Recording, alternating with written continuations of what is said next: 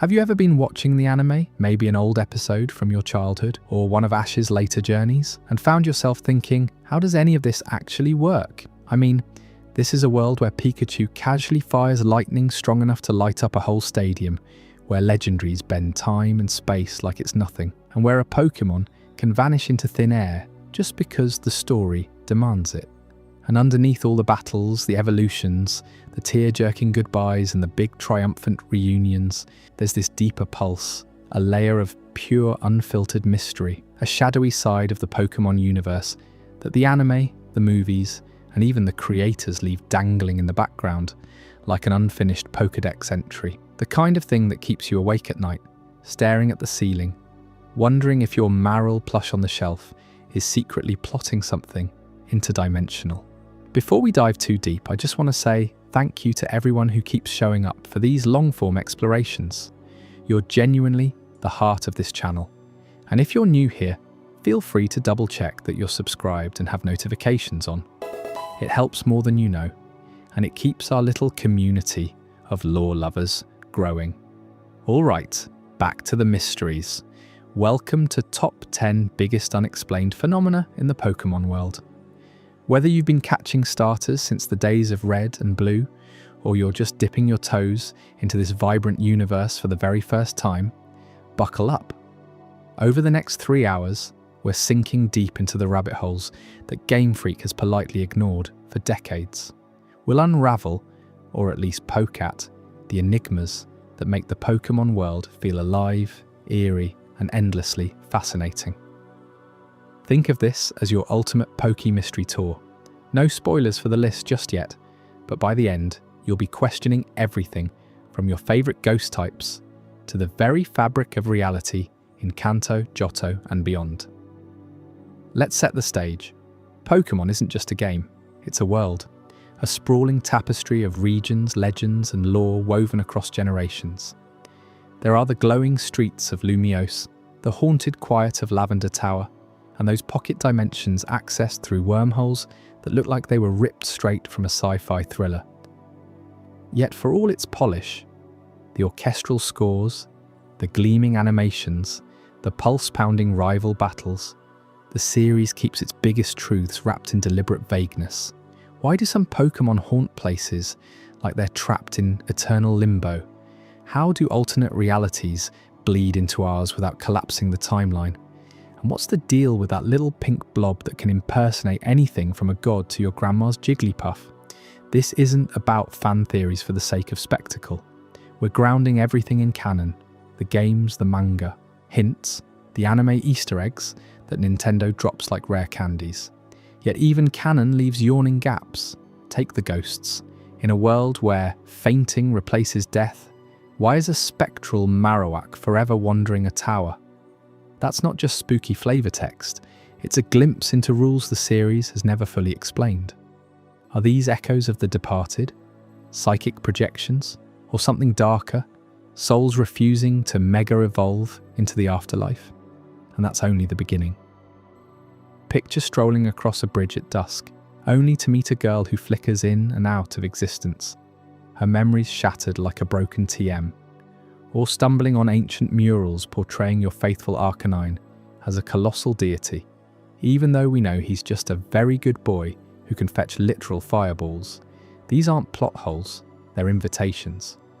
They hint that the Pokémon world is far stranger, more perilous, and more wondrous than our cheerful badge quests let on.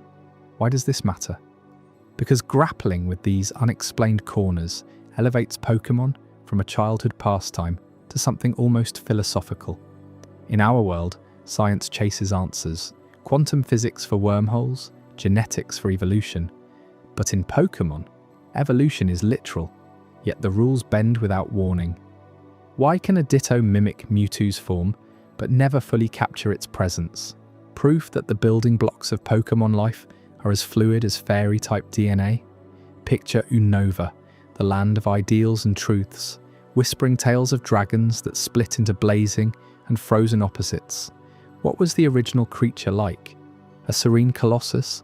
A volatile force ancient people feared so deeply they shattered it apart? The lore teases it, but never gives us the full story. And time travel? Celebi weaves through eras like it's nothing, but the paradoxes are left untouched. Does each jump fracture reality?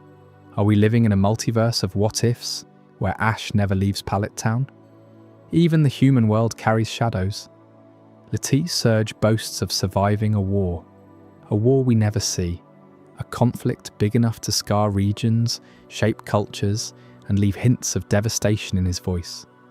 Not to mention the wandering spirits, not just Pokémon, but humans, drifting through old chateaus with no explanation. What does the afterlife look like in this universe? Do we become ghastly, or fade into something less defined? These mysteries aren't random, they're connective tissue, hints that something larger, older, and stranger is always lurking just outside the frame. With over 1,000 Pokémon spanning 9 generations, the biggest questions remain untouched. Why? Maybe to keep the magic alive, maybe because some secrets are meant to stay in the dark. And that's why we're doing a top 10. Narrowing this list forces us to focus on the mysteries that hit hardest: hauntings, genetic anomalies, dimensional fractures, historical shadows. Each phenomenon piling atop the last until the whole world rearranges itself into something deeper. These aren't unexplained because developers forgot. They're unexplained because they're meant to be explored by us. They're invitations to theorize, debate, and revisit. As we journey through these 10 enigmas, I'll guide you using the game's deepest lore, cross-regional connections, and all the breadcrumbs Nintendo quietly sprinkles. We'll avoid the obvious, like why Pokémon obey humans, and dive straight into the truly brain-bending. Expect chills, wonder, and a few aha moments that might make you want to boot up your DS again. And yes, if you're new, hit subscribe, and if you're a veteran, drop your own favourite mysteries in the comments. Alright, trainers, deep breath, the Pokeball is open, and the mysteries are spilling out. Let's catch them, or at least try to understand why we can't. Up next in number 10, we kick off with a phenomenon so spectral and sorrowful, it'll make you rethink every feint you've ever seen. You won't want to miss how this tower of tragedy hides secrets that go far beyond a simple ghost story. Number 10. Have you ever wandered into the shadowy halls of the old chateau in Sinnoh, flashlight in hand, only to hear faint whispers echoing from the walls? Those ghostly figures that appear out of nowhere, their eyes glowing with an otherworldly light, murmuring lines that send chills down your spine. They're not just random encounters, they're a staple of the Pokémon world. These recurring spectral NPCs haunting mansions, ruins, and forgotten estates across regions. And what makes them so unsettling is how they pop up again and again, always with that same cryptic vibe, dropping hints of long-lost tragedies without ever filling in the blanks. Take the old chateau itself. You step inside, the air thick with dust and mystery, and there they are, the ghost family, or whatever you want to call them. The little girl's spirit floating by the dinner table, her voice soft and sorrowful as she talks about waiting for her parents, who never came back. She doesn't scream or attack, she just shares these fragmented thoughts, like echoes of a life cut short by some unspoken disaster. Was it a fire? A betrayal? The game never says. You listen, heart pounding, and then poof, she's gone, leaving you to piece together the puzzle. But here's the thing, this isn't isolated. Head over to the Lost Tower in Kanto, and you've got those ghastly and haunter lurking in the graves, their laughs twisting into moans that sound almost human, whispering about souls trapped in eternal night. It's like the developers planted these ghosts everywhere to remind you that death in Pokémon isn't clean or final. It's messy, lingering, and full of regret. Now, push further into Hoenn, where the abandoned shipwreck off the coast hides its own cadre of spirits. You board that creaky vessel, water lapping at the hull, and encounter the spectral captain and his crew. Their dialogues? Pure enigma. The captain paces the deck, muttering about a storm that swallowed them whole, his voice cracking with what feels like genuine grief. "We sailed too far," he says, or something like that, his words laced with accusations toward the sea, or fate itself. You try to interact, maybe offer a Pokémon to battle, but it's all surface level. No deep dive into who they were, what led to their doom, just enough to make you wonder. Did a legendary Pokémon like Kyogre unleash that tempest? Or was it human folly? These ghosts recur in your playthroughs, always the same, always hinting at a backstory that's just out of reach, pulling you back to explore those dark corners time and again. And it's not just ships or towers. Venture into the ruins of Unova's desert resort, where the wind howls through crumbling pillars, and you'll find more of these ethereal wanderers. A Pokémon spirit, maybe a Yamask clutching its mask like a lifeline, sobs about a life stolen too soon. "My face, it's all I have left," it wails, evoking images of ancient battles or curses that turned living beings into these hollow shells. Or shift to Kalos, in the snowy peaks near Snowbell City, where ruined shrines house ghosts that speak of forgotten kings and queens. Their crowns now dust, their regrets immortal. Each one delivers lines that tease tragedy. A lost love, a betrayed alliance, a curse from a rival trainer, but never the full story. You feel it in your gut, that pull of unfinished business, making you question why these places are hotspots for the undead.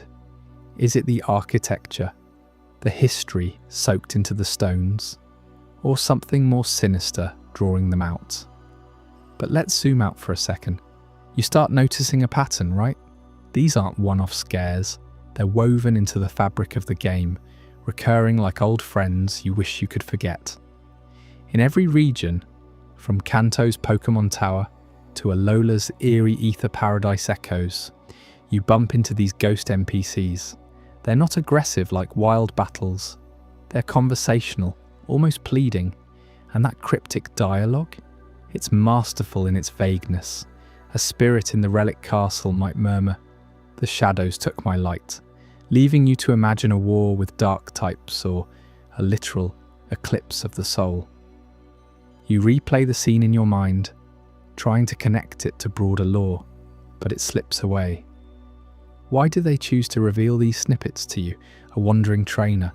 Are you the first visitor in centuries, or just another passerby in their endless loop? This repetition builds a sense of unease that sticks with you long after you've saved and quit. You can't help but think about the tragic pasts they're hinting at. Picture a grand chateau family, poisoned at dinner or lost in a Pokémon stampede, or a ruined village wiped out by a rampaging legendary, leaving spirits to guard the debris. These dialogues aren't filler.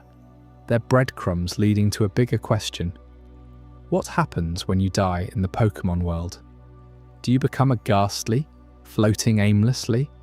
Or do you retain your human form, forever replaying your final moments? The ghosts in these places blur that line, making you second-guess the rules of their afterlife. Which brings us to the real head-scratcher: human versus Pokémon spirits. You see it everywhere, but no one's explaining how it works. In the old chateau, those ghosts feel distinctly human. The dinner table setup, the family dynamics, yet they're rendered as Pokémon-like entities, ethereal and battle-ready. Are they transformed humans, cursed to exist as spectral Pokémon? Or are they actual Pokémon mimicking human tragedy for some inscrutable reason? Think about the ghost girl on Marvelous Bridge. She vanishes into thin air, her words fragmented like a dream you can't quite recall. Is she a human soul or a Pokémon playing dress-up? The game treats them interchangeably, but that can't be right. Pokémon evolve, battle, and befriend, while humans build societies and wage wars. So why do their ghosts overlap so seamlessly? Dive deeper, and it gets weirder. In the Pokémon Tower, you confront the ghost Marowak, a mother's spirit protecting her child's grave. That's a Pokémon ghost, fierce and maternal, but her cries echo with a pain that feels universal, almost human. No evolution cycle here, just raw, unending sorrow. Compare that to the human-like butler in the old chateau, serving invisible masters. If humans can haunt as ghosts, do they join the Pokémon ecosystem? Can you catch a human spirit in a Pokéball? The mechanics don't allow it, but the implication hangs there, unspoken. What are the rules of this afterlife? Is there a judgment, like Arceus sorting souls into ghost types or something? Or is it chaos, where the veil between life and death is thinner than we think, letting regrets bleed into the living world? You start to wonder about the boundaries. Pokémon spirits like Duskull or Shuppet feed on fear and sadness, drawn to tragedy like moths to flame. But human ghosts? They seem self-sustaining, replaying their own dramas without needing energy from the living. In the ruins of Ore's shadow Pokémon labs, faint apparitions whisper of experiments gone wrong.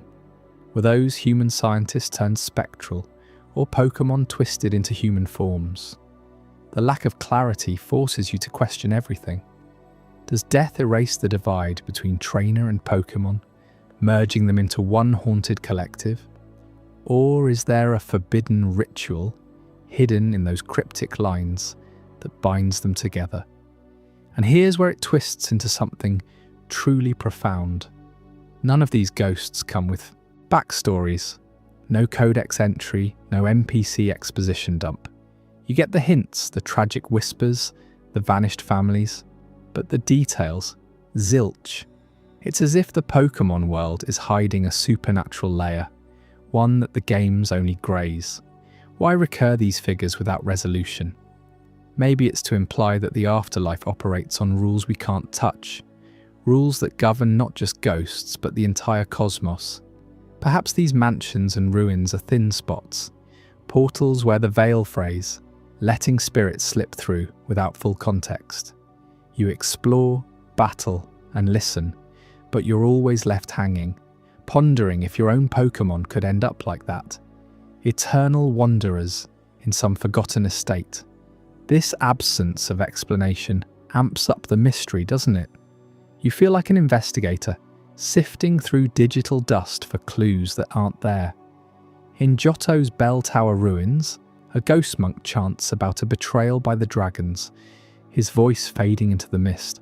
Tragic, absolutely. But why no follow-up in the lore?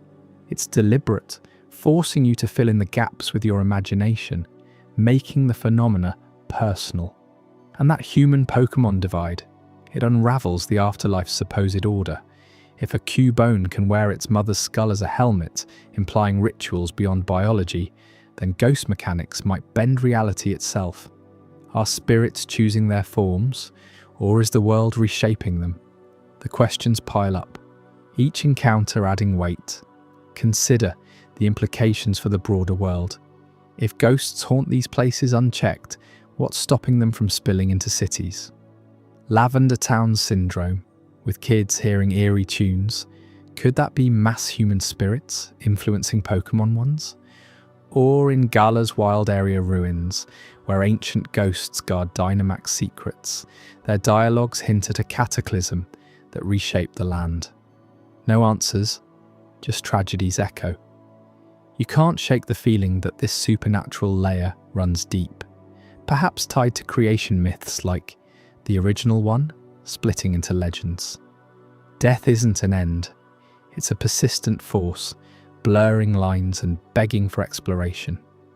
As we peel back these layers, you realise the Pokémon world isn't just about catching them all. It's riddled with the unexplained, where every shadow hides a story half told.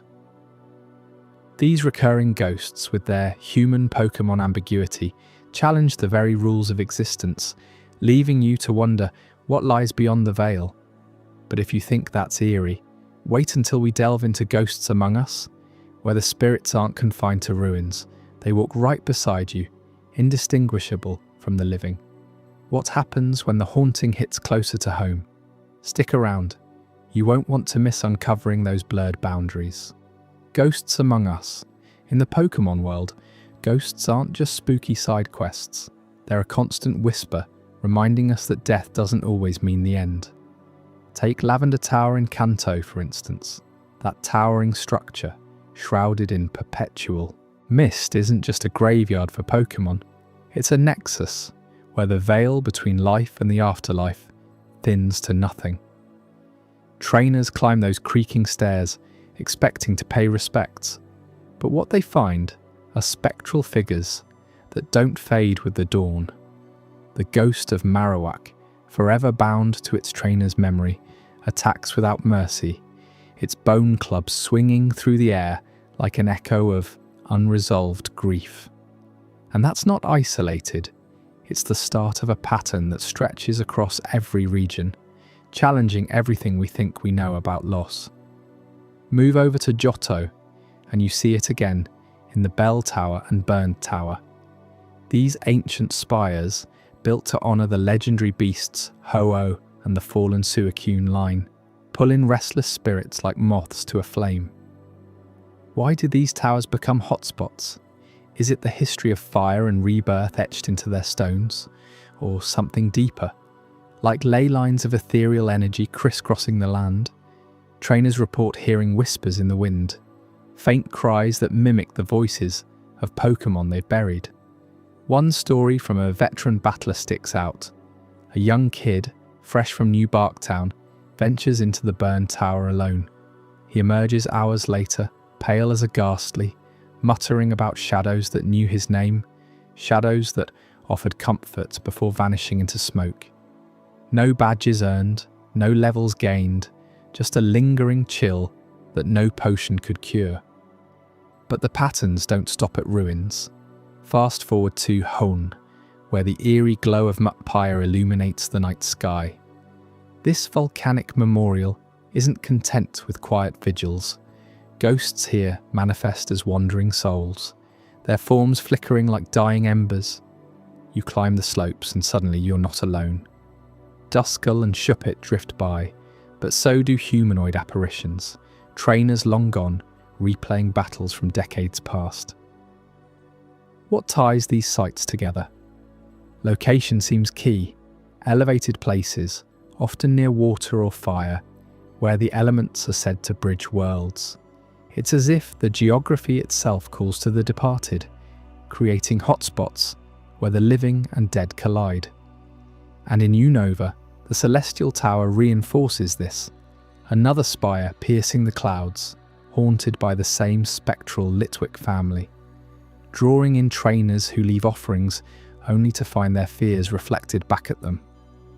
Now shift to Kalos and the pattern evolves into something more intimate.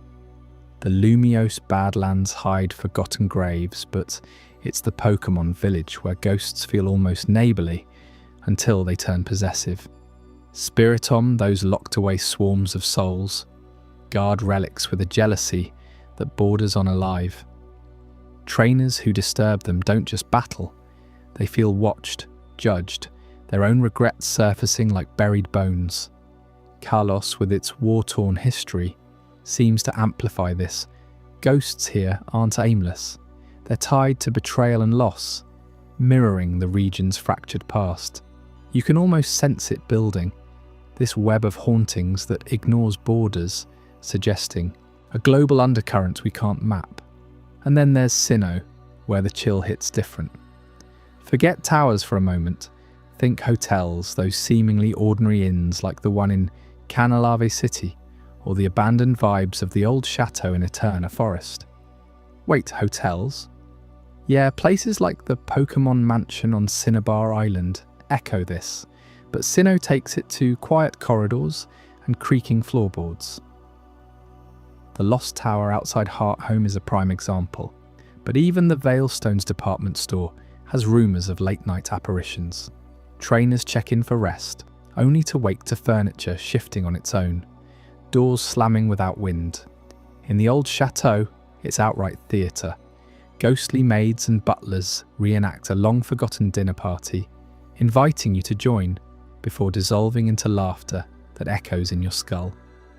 From Kanto's stark towers to Sinnoh's subtle haunts, the pattern is clear. Ghosts thrive in liminal spaces, thresholds between the everyday and the eternal. They're not random, they're woven into the fabric of the regions, popping up in manors, bridges, and even moving vans that vanish without trace. But here's where it gets personal. These encounters don't just scare you, they change you. Think about it. You're a trainer, out there chasing dreams, badges gleaming on your chest. You battle a ghost type, and it's more than strategy. It's an invasion. That unexplained emotional pull, it's like grief made manifest. After facing the Marowak ghost in Lavender Tower, many trainers describe a hollow ache, as if they've lost something irreplaceable. Not a Pokémon, but a piece of their own heart. Studies from the Pokémon Research Lab in Sinnoh hint at it. Prolonged exposure to these spirits triggers mood shifts, unexplained bouts of melancholy, or sudden empathy. Why ghosts in this world carry emotional residue, amplifying your own buried sorrows. One trainer's account from the strange house in Unova recounts seeing a spectral girl who mirrored his late mother's smile. Gone in a blink, but the warmth lingered, mixed with an inexplicable sadness that lasted weeks. It's not just fear, it's connection. In the Pokémon Mansion on Cinnabar, survivors of the fire whisper about feeling forgiven, or worse, guilty for surviving. These impacts defy psychology. Trainers report vivid dreams post-encounter, reliving not their battles, but the ghost's untold stories. A kid in Hoenn, after Mount Pyre, started collecting shed shells, obsessively, as if warding off his own impending loss. Emotional echoes, they call it, unexplained bonds that make you question your path. Are these spirits feeding on your feelings, or teaching you? The effect is profound. Some trainers quit the league altogether, haunted by what they've stirred. Others grow stronger, but with a shadow. Battling feels heavier, every fainter reminder of finality.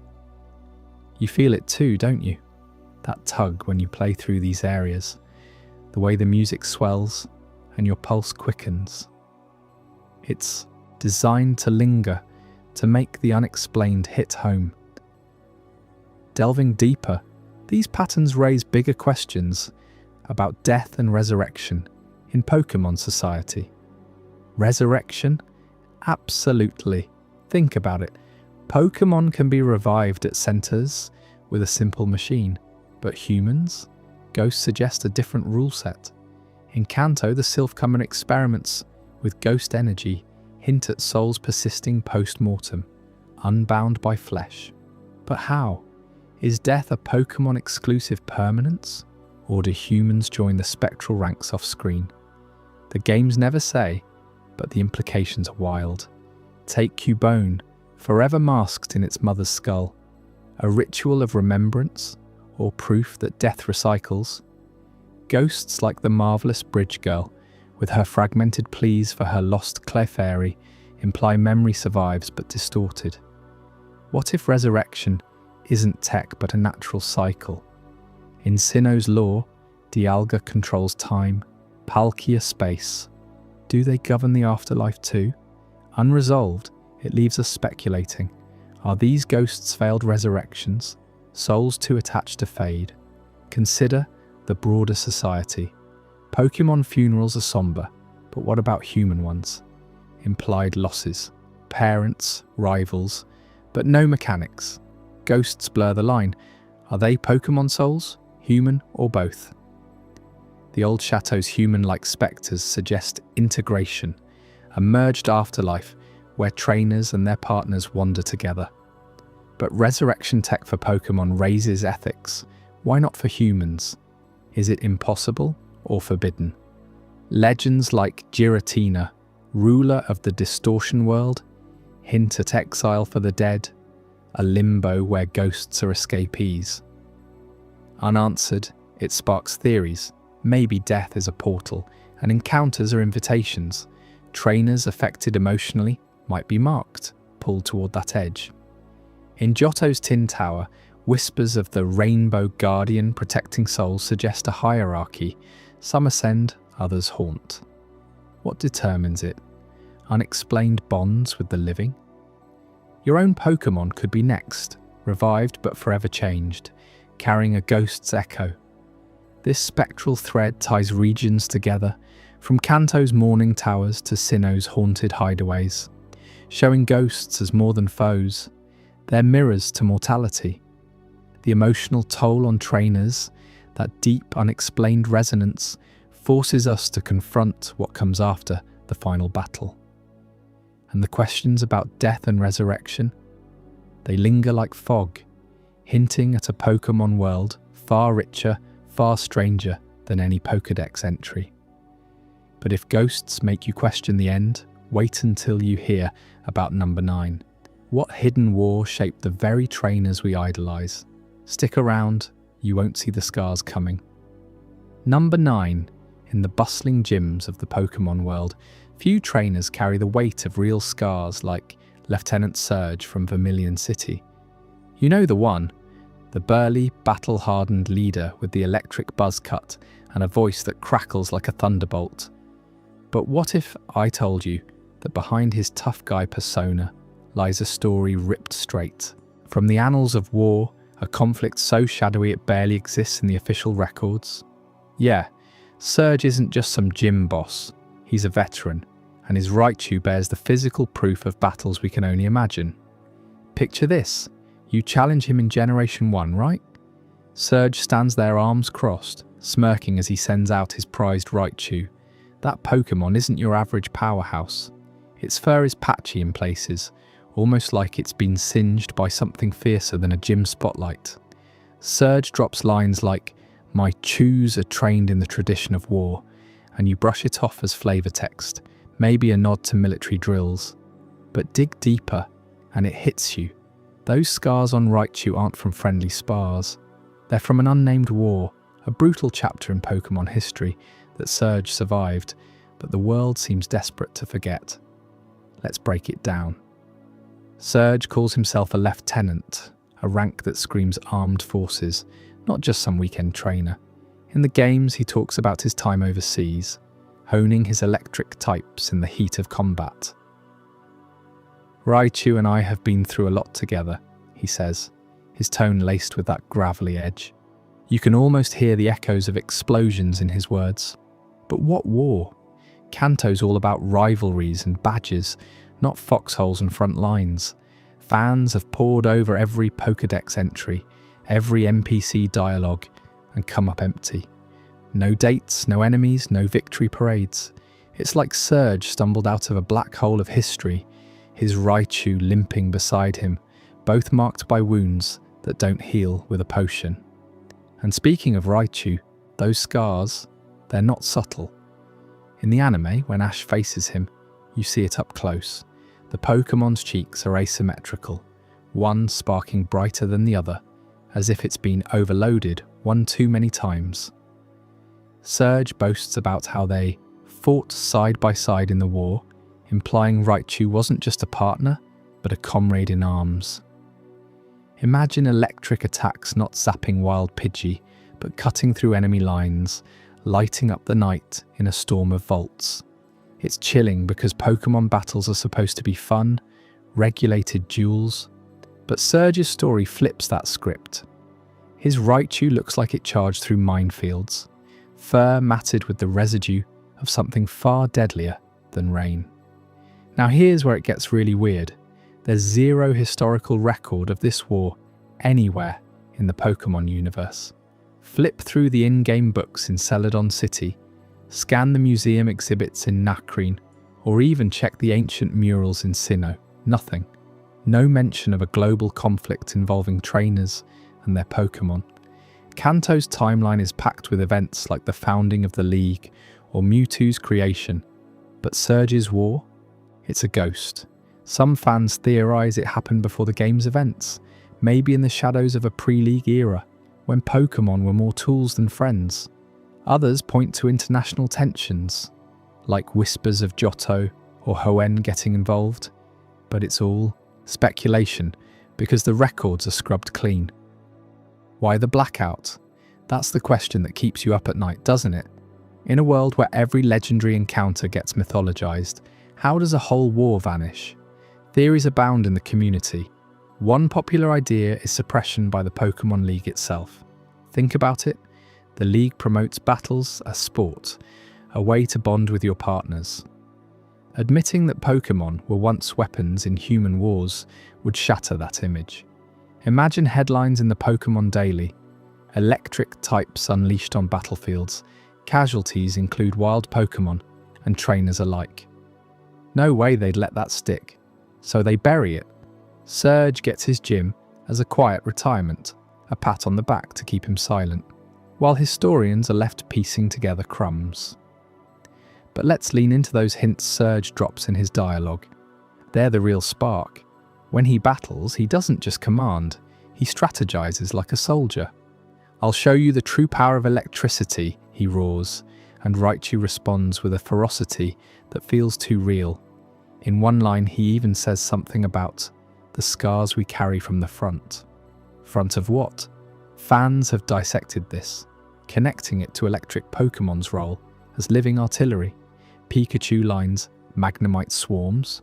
Were they deployed en masse? Voltorb exploding like grenades? It's a dark twist on the franchise we love. Pokémon has always danced around violence, with attacks like Hyper Beam implying destruction, but Surge makes it personal. His war suggests electric types weren't companions. They were armaments, pushed to their limits until they broke. You start wondering about the toll on those Pokémon. Raichu's scars, could they be from friendly fire, overloaded circuits in the chaos? Or worse, from being forced to absorb enemy attacks to shield human troops? Surge's pride in his team feels bittersweet, like he's masking PTSD with bravado. And what about the other veterans? Are there more out there, hidden in remote roots, their Pokémon forever changed? The absence of records fuels this fire. If it was just a small skirmish, why hide it? No, this points to something massive, a suppressed global war that reshaped the world, maybe even leading to the strict battle regulations today. Trainers like you and me, we're the sanitized version, playing in arenas while the real horrors stay buried. Delve into fan lore, and it gets even more intriguing. Some creators on platforms like Bulbapedia speculate that Surge's conflict ties into real-world inspirations, like Vietnam or World War II, where electricity played a role in tech and weaponry. In Pokémon terms, perhaps it was a war between regions over resources, with electric Pokémon powering war machines or disrupting communications. Remember how Zapdos is said to control storms? Scale that up. Imagine fleets of Raichu generating blackouts across enemy territories. The lack of confirmation only amps up the mystery. Why doesn't Professor Oak mention it in his lectures? Is he in on the cover-up? You feel that itch, that pull to connect the dots, because if Surge's war is real, it darkens everything. The cute critters we catch and train, they might descend from lines bred for battle, not play. And it's not just Surge. Echoes of this appear elsewhere, subtly. In later games like Gold and Silver, you hear about old soldiers in the background, but nothing concrete. Surge returns, still scarred, still silent. His gym in Vermilion becomes this monument to the unspoken, a place where the lights flicker a little too ominously. You walk in as a kid, thinking it's just shocks and switches, but as an adult replaying it, you sense the weight. What if that war involved legendary electric types, a twisted Electabuzz army, or worse, a rogue Zapdos weaponized? The theories spiral. Was it a human-Pokémon alliance gone wrong, leading to treaties that birthed the modern world, or an inter-regional feud suppressed to prevent panic? This erasure of history isn't unique to Pokémon, but it hits different here. In our world, wars leave scars in books and memorials. In theirs, it's like the war never happened, except for guys like Surge who carry it in their eyes and on their partners' hides. It makes you question the entire foundation. Are all gym leaders hiding backstories like this? Brock's stoic demeanour, family losses from conflict, Misty's temper, rooted in watery battlefields? Surge's tale is the crack in the facade, hinting at a franchise history far grimmer than badges and evolutions. As we peel back these layers, you can't help but feel a chill. The Pokémon world, so vibrant and adventurous, harbours these voids where darkness seeps in. Surge's unnamed war isn't just unexplained, it's a deliberate blank space, inviting us to fill it with our worst fears. Electric Pokémon as weapons? A global conflict wiped from memory? It's the kind of lore that transforms a simple gym fight into something profound, almost tragic. But hold on, because if Surge's scars make you rethink electric battles, wait until we uncover the lingering sounds that haunt forgotten fields.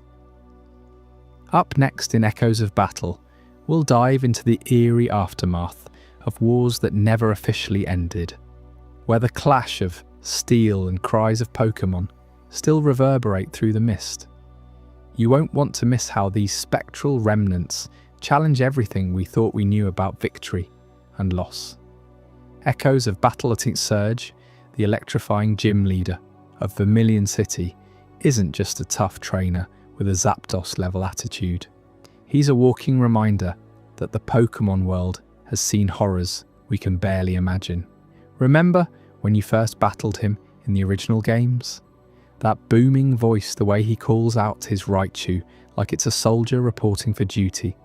But peel back the layers and you start to see cracks in his armour, hints of a man scarred by something far worse than a super effective move. Let's dive into what makes Surge so unsettling. From the moment you step into his gym, he's on edge, barking orders with a paranoia that feels all too real. He mistakes you for an enemy at first, doesn't he? You're that punk kid I've heard about. It's played for laughs, but think about it. That hypervigilance, the way he grips his Pokeballs like weapons, it's textbook signs of someone who's been through trauma. In later games, like in Pokémon Yellow, he opens up a bit more, muttering about the war that turned him into a machine. He talks about battles that weren't just against Pokémon, but something bigger, something that left him with nightmares he can't shake. You can hear it in his dialogue, the clipped sentences, the forced bravado. It's like he's reliving flashbacks every time a challenger walks in. Surge doesn't just train electric types, he weaponizes them as if he's still fighting an invisible foe. And it's not just his words. His design screams survivor. The dog tags around his neck, the military fatigues, the scarred up arms. Game Freak didn't slap those on for style points. They're subtle nods to post-traumatic stress, the kind that makes a person jump at shadows or obsess over control. In the anime, it's even more pronounced. Surge freezes up during thunderstorms, his eyes glazing over as if thunder is enemy fire. He pushes his Pokémon to the brink, not out of cruelty, but desperation, like he's proving to himself that he can still win. You feel for the guy, right?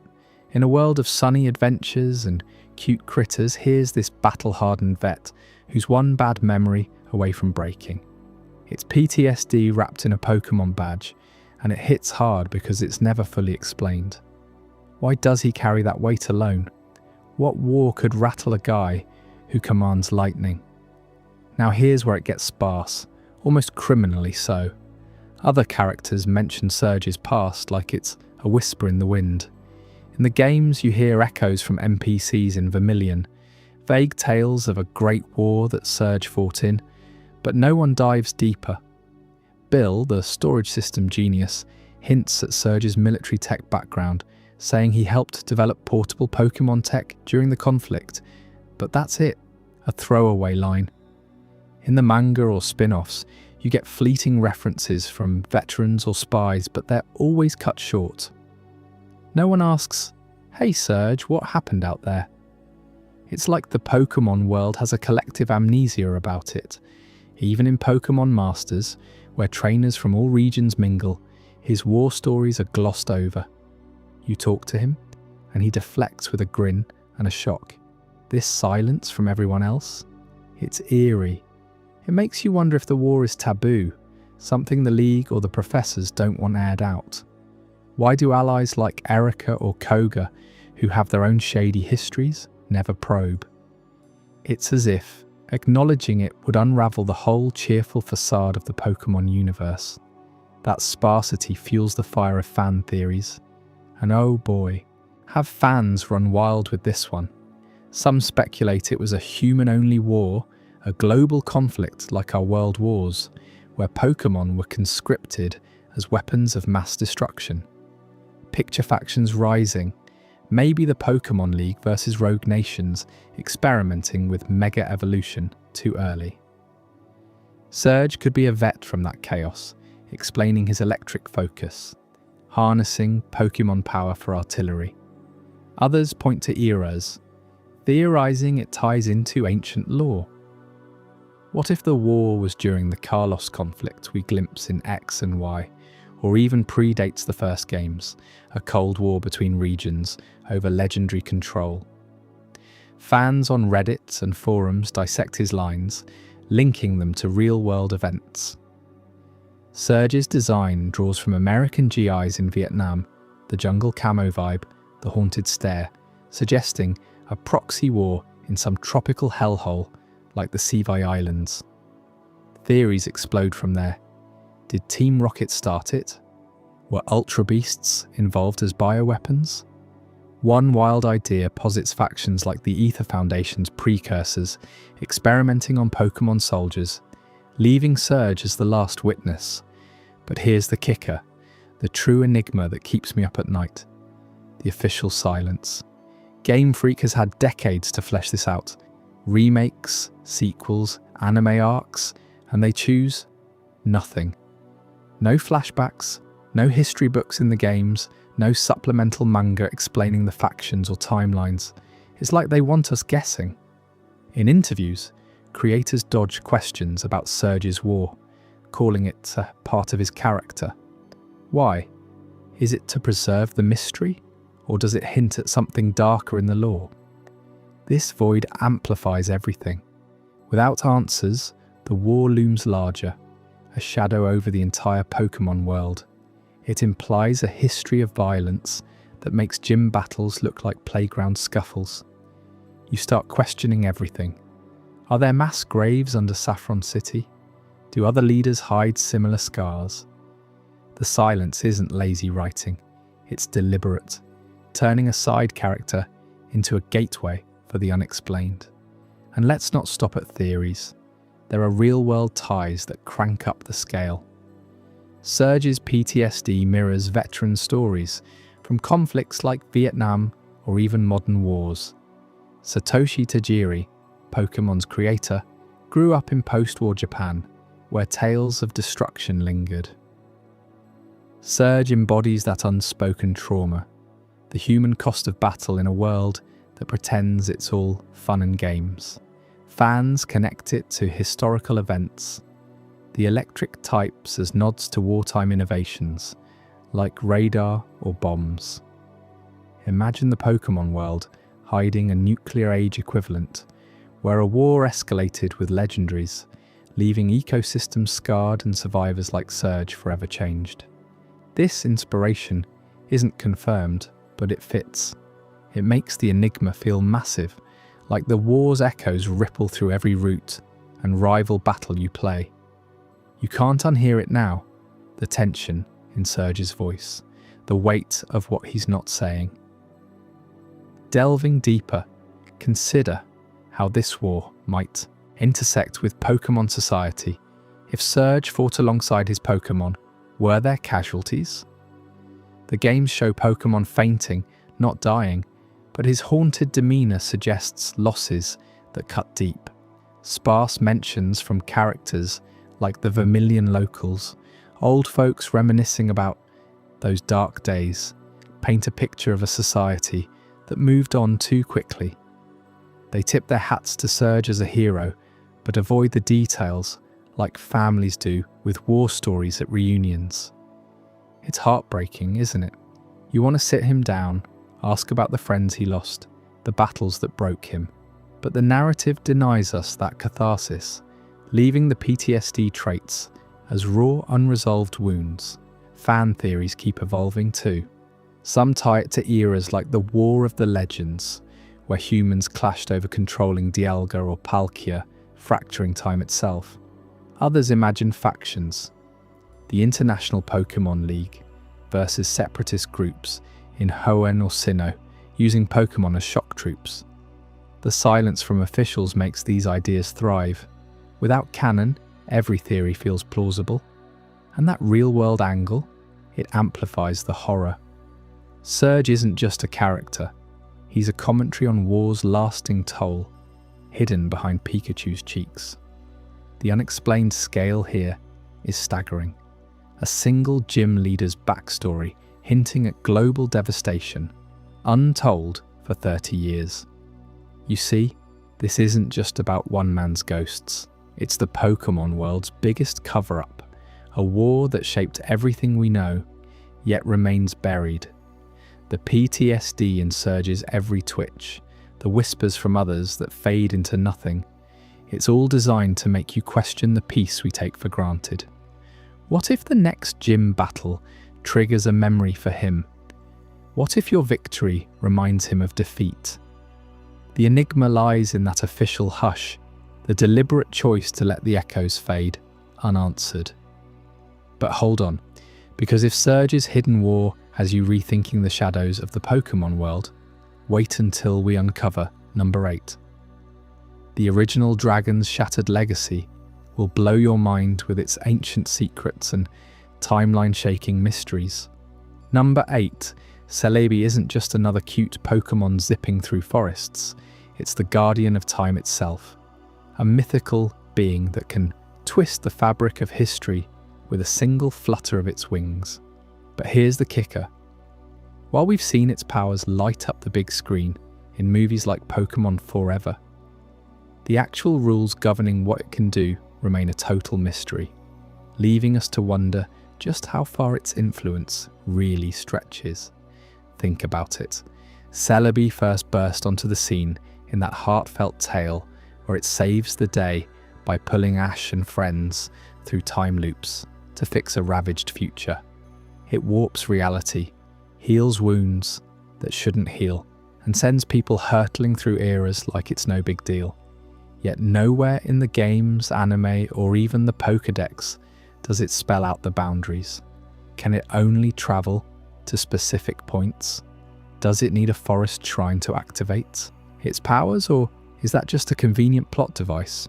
You start playing through those Ilex forest encounters in gold and silver, and suddenly you're questioning everything. One moment, you're a kid trainer bumping into this glowing fairy-like creature, and the next, it's implied you've glimpsed futures or pasts that could change your whole journey. But what if that glimpse wasn't just a vision? What if Celebi's interventions rewrite the world in ways we never see coming?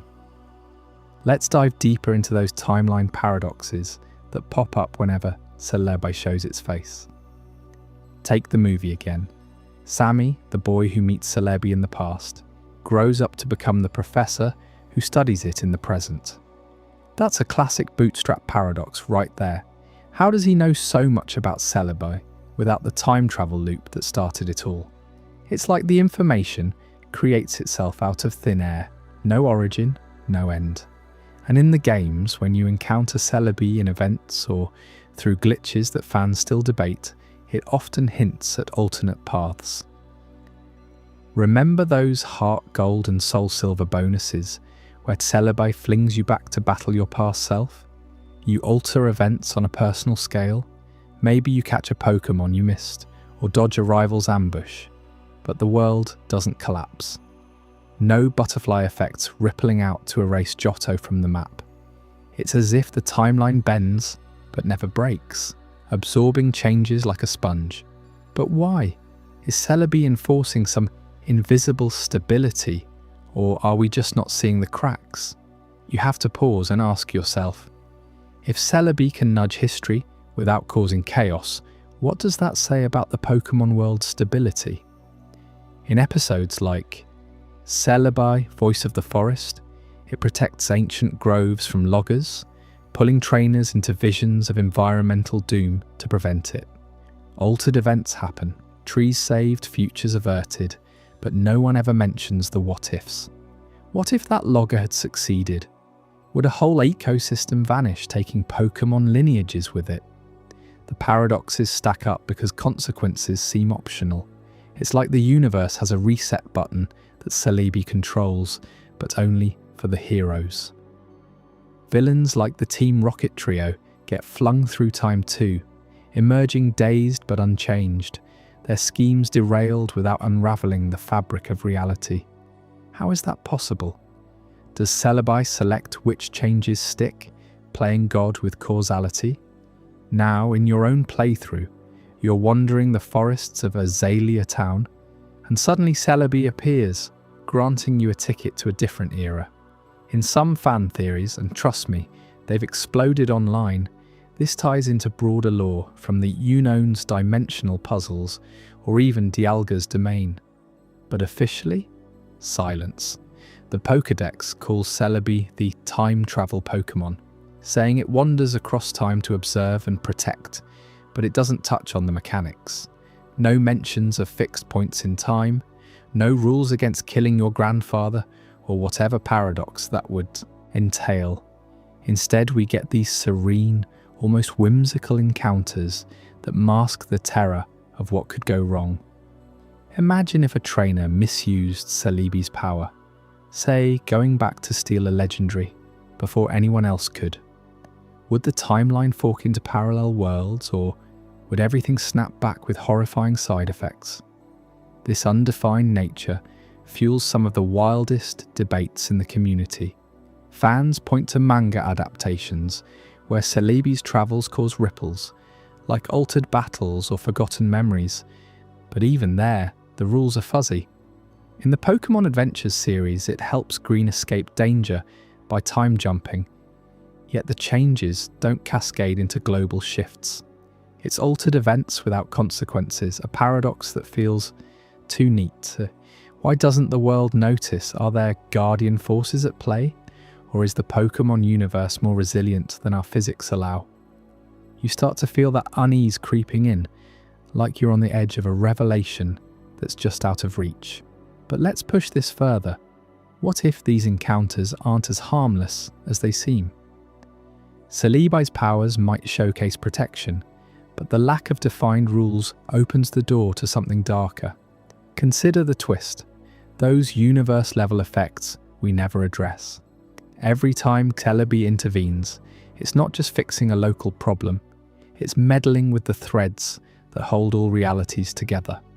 In the movies, hints, fading forests, corrupted time streams, but they resolve too cleanly. What if, beneath the surface, each jump destabilizes the cosmos a little more? Unstable realities lurking, waiting to fracture. Think about it. If Celebi can observe infinite timelines, why do we only get the happy ones? Are there discarded versions where Johto fell to eternal winter because someone tampered with time? The Pokédex whispers that Celebi dislikes humans encroaching on nature, but what if its own actions are the real threat, eroding the boundaries between eras until everything blurs? You can almost hear the whispers of those lost timelines in the rustle of ilex forest leaves. Encounters with Celebi often come with eerie calm, like the world's holding its breath. In the anime, when it bonds with Ash, time slows, events rewind, but no one questions the toll. Is Celebi immortal because it exists outside time, or does it pay a price we can't see? Paradoxes like the one with Sammy aren't isolated, they're symptoms. Altered events, a saved village here, a prevented disaster there, pile up without repercussions, suggesting the rules aren't undefined, they're deliberately hidden. Maybe the Guardians of Time, including Celebi, enforce a veil to keep trainers like you from panicking. But that twist hits hard. Unaddressed effects at the universe level imply those unstable realities are real, bubbling under the surface, ready to erupt. Let's explore a specific example to make this stick. In Pokémon Crystal's event, Celebi's shrine activates under the right conditions, pulling you into a temporal flux. You emerge with a GS ball, a key to legendary encounters, but what changed in the interim? Did your actions, in that pocket of time, alter the weather patterns in Johto subtly, or shift the migration of wild Pokémon? The game doesn't say, but the paradox lingers. No consequences mean no learning, no growth for the world. It's as if Celebi's guardianship comes with a blindfold for everyone else. And in the broader lore, tying into the Sinjo ruins where time and creation myths intersect, Celebi's role feels even more pivotal, yet unexplained. Why pair it with Mew for genetic origins, if not to hint at time's role in evolution itself? Altered histories could rewrite species entirely, yet we play on, oblivious. This all builds a suspenseful picture, doesn't it? You're left wondering if every Celebi sighting is a warning. The movies glorify its powers, but the undefined rules scream caution. Timeline paradoxes thrive because consequences are swept away, but that twist, those lurking unstable realities, suggests the Pokémon world is a house of cards. One wrong jump, and poof, your saved game is a memory in another dimension. It's thrilling and terrifying, making you rethink every forest adventure.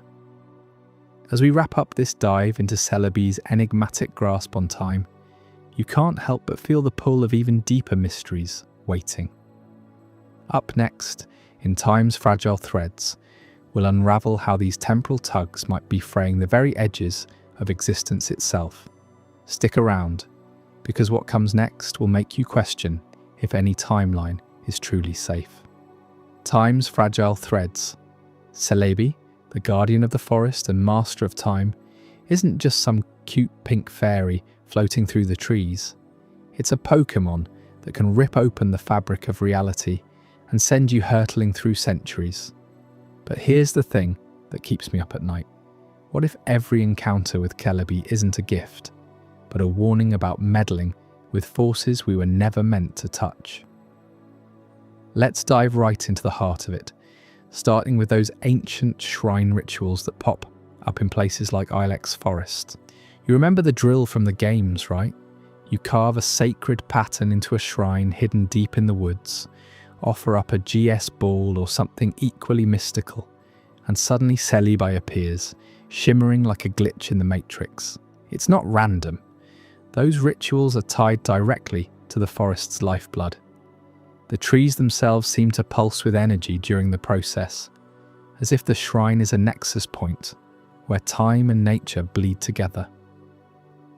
In the lore, Celebi is described as the protector of forests across all eras, so these shrines act like anchors, stabilizing the temporal threads that keep the wilderness from unraveling. But why the secrecy? Why do you have to perform these rites at specific times, under the cover of night, with no one else around? It's almost like the forest is whispering instructions, guiding you toward knowledge that's been buried for generations. And that forbidden edge, think about it.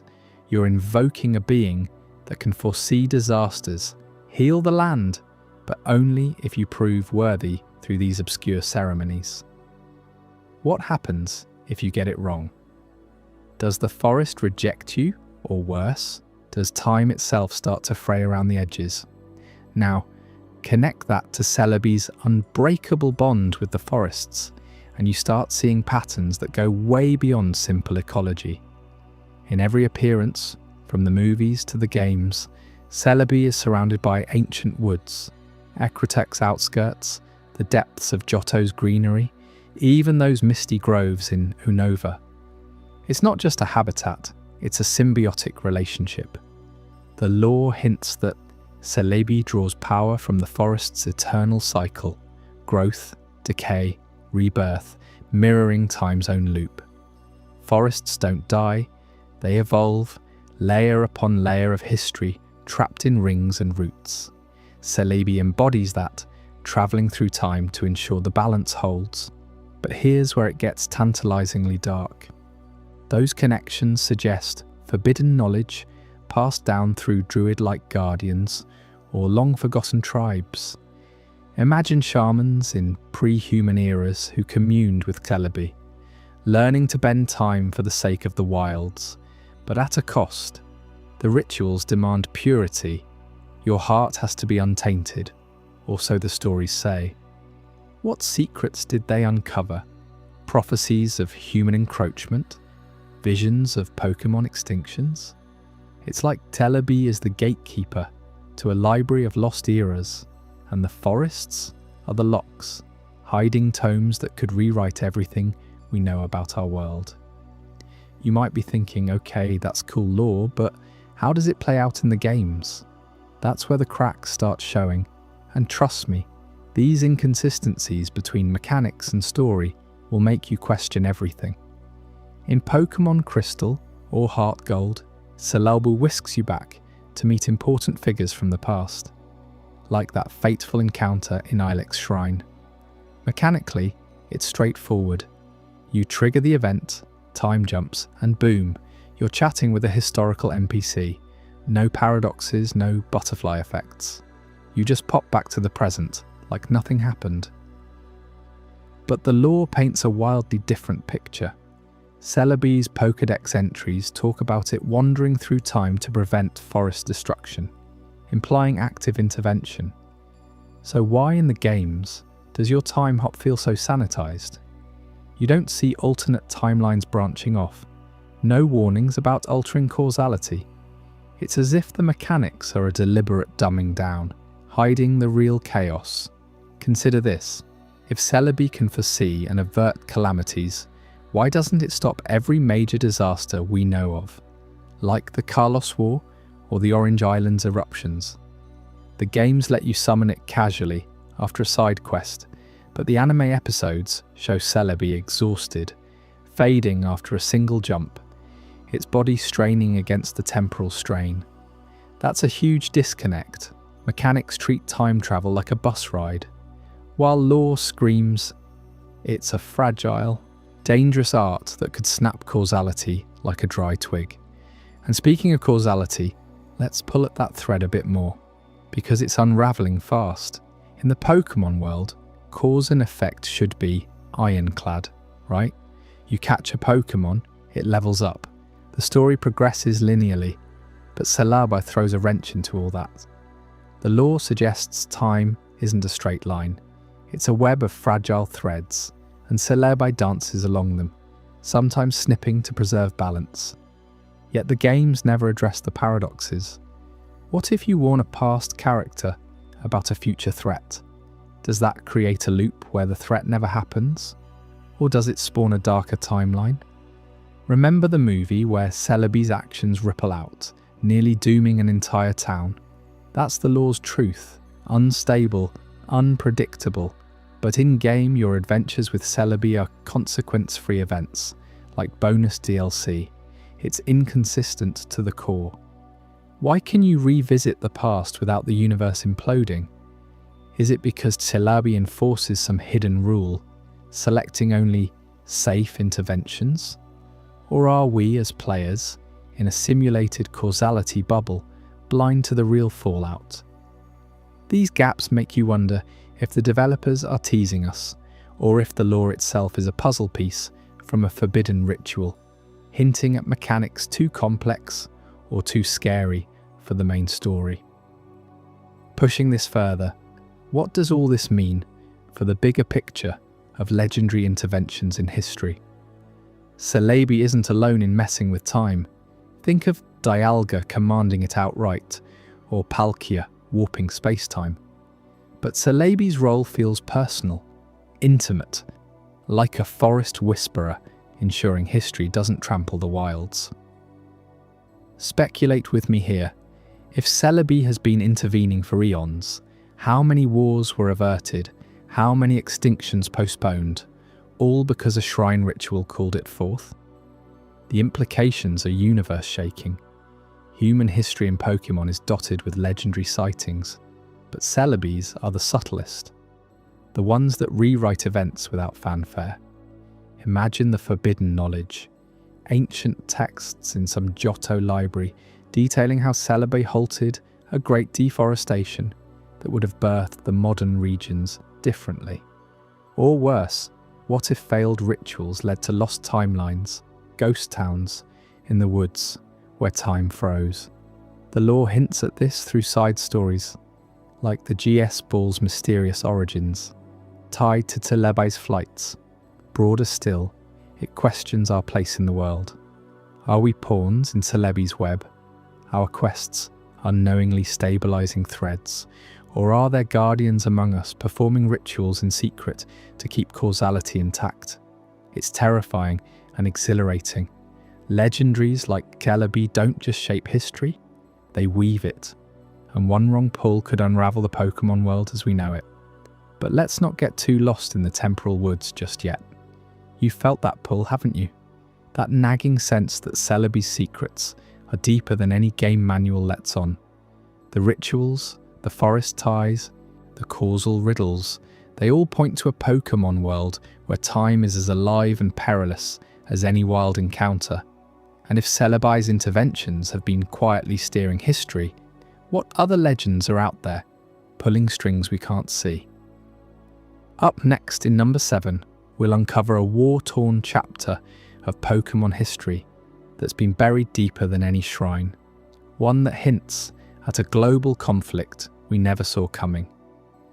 You won't want to miss how it shatters what you thought you knew about the trainers who came before us. Number 7. In the heart of the Unova region, where ancient ruins whisper secrets to those who dare listen, there's a legend that stands as one of the most profound enigmas in all of Pokémon lore, the original dragon. This isn't just any mythical beast, it's the primordial force said to have shaped the very ideals of truth and resolve that define Unova's people. But here's the kicker. What did this original dragon even look like? No one knows. Not a single depiction, not a fossilized bone, nothing. It's like the Pokémon world itself decided to erase its image from history, leaving us with a blank canvas that begs the question, why hide something so foundational? Let me take you back to the roots of this myth, because understanding the original dragon means diving into Unova's turbulent past. Long before the bustling cities and gym leaders we know today, Unova was a land forged by twin heroes, brothers some say, who sought to unite their people under a single vision. They were visionaries, these twins, each carrying a piece of the original dragon's power. One brother championed truth, the unyielding pursuit of facts and reality, no matter how harsh. The other stood for ideals, the dream of a perfect world built on aspiration and hope. Together, with the original dragon as their guardian, they built a kingdom that promised prosperity for all. Picture it, a dragon of immense power soaring over fertile lands, its presence a symbol of harmony. But harmony, as we all know, is fragile. What started as a united front soon fractured under the weight of their differing philosophies. The brother of truth argued that progress came from facing the world as it was, raw, unfiltered, demanding evidence over fantasy. He believed ideals without grounding were just delusions that led to chaos. His counterpart, the idealist, countered that truth alone was cold and limiting. It was the spark of imagination, the bold vision of what could be that drove humanity forward. These weren't petty squabbles. They escalated into an ideological war that tore Unova apart. Villages divided, alliances shattered, and battles raged not just with fists and swords, but with words that ignited the souls of thousands. Families turned against each other, friends became foes, all because two brothers couldn't reconcile their dragons, metaphorically speaking, at first. And that's where the original dragon enters the fray in the most dramatic way imaginable. As the war intensified, the dragon, bound to the twins' conflicting energies, could no longer contain the opposing forces within it. In a cataclysmic event that's become the stuff of Unova bedtime stories, the original dragon split into 3 distinct entities: Reshiram, the vast white Pokémon embodying truth with its fiery turbine wings and unquenchable flames; Zekrom, the vast black Pokémon representing ideals through its electric tail and thunderous might; and Kyurem, the boundary Pokémon, the fractured remnant that embodies neither fully, frozen in a state of emptiness and longing. This wasn't a gentle division, it was a violent rupture said to have reshaped the landscape, carving rivers and mountains in its wake. Reshiram and Zekrom went their separate ways, each aligning with one of the brothers, fueling their respective sides in the war until the conflict finally burned out, leaving Unova scarred but standing.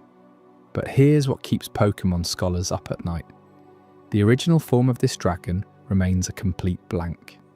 We have Reshiram and Zekrom, these majestic legends with clear designs and powers that tie directly to their themes.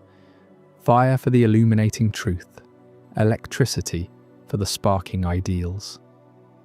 Kyurem, on the other hand, is this eerie, incomplete figure, a skeletal dragon with icy breath and a body that screams, "Something's missing." In the games, it fused with Reshiram or Zekrom to form Black Kyurem or White Kyurem, hinting at a return to wholeness. Yet even those fusions don't reveal the true original dragon. It's like getting a puzzle with most pieces scattered to the wind. Why design it this way? Game Freak could have given us a full reveal, a majestic artwork of the unified beast, but instead they left it shrouded in mystery. Is it a deliberate choice to mirror the theme of division, or is there a deeper lore reason we're not privy to? Digging deeper into Unova's ancient texts only adds layers to the puzzle without solving it. Scattered across ruins like the Dragon Spiral Tower, these fragments etched on weathered stones or preserved in forgotten scrolls offer tantalizing glimpses.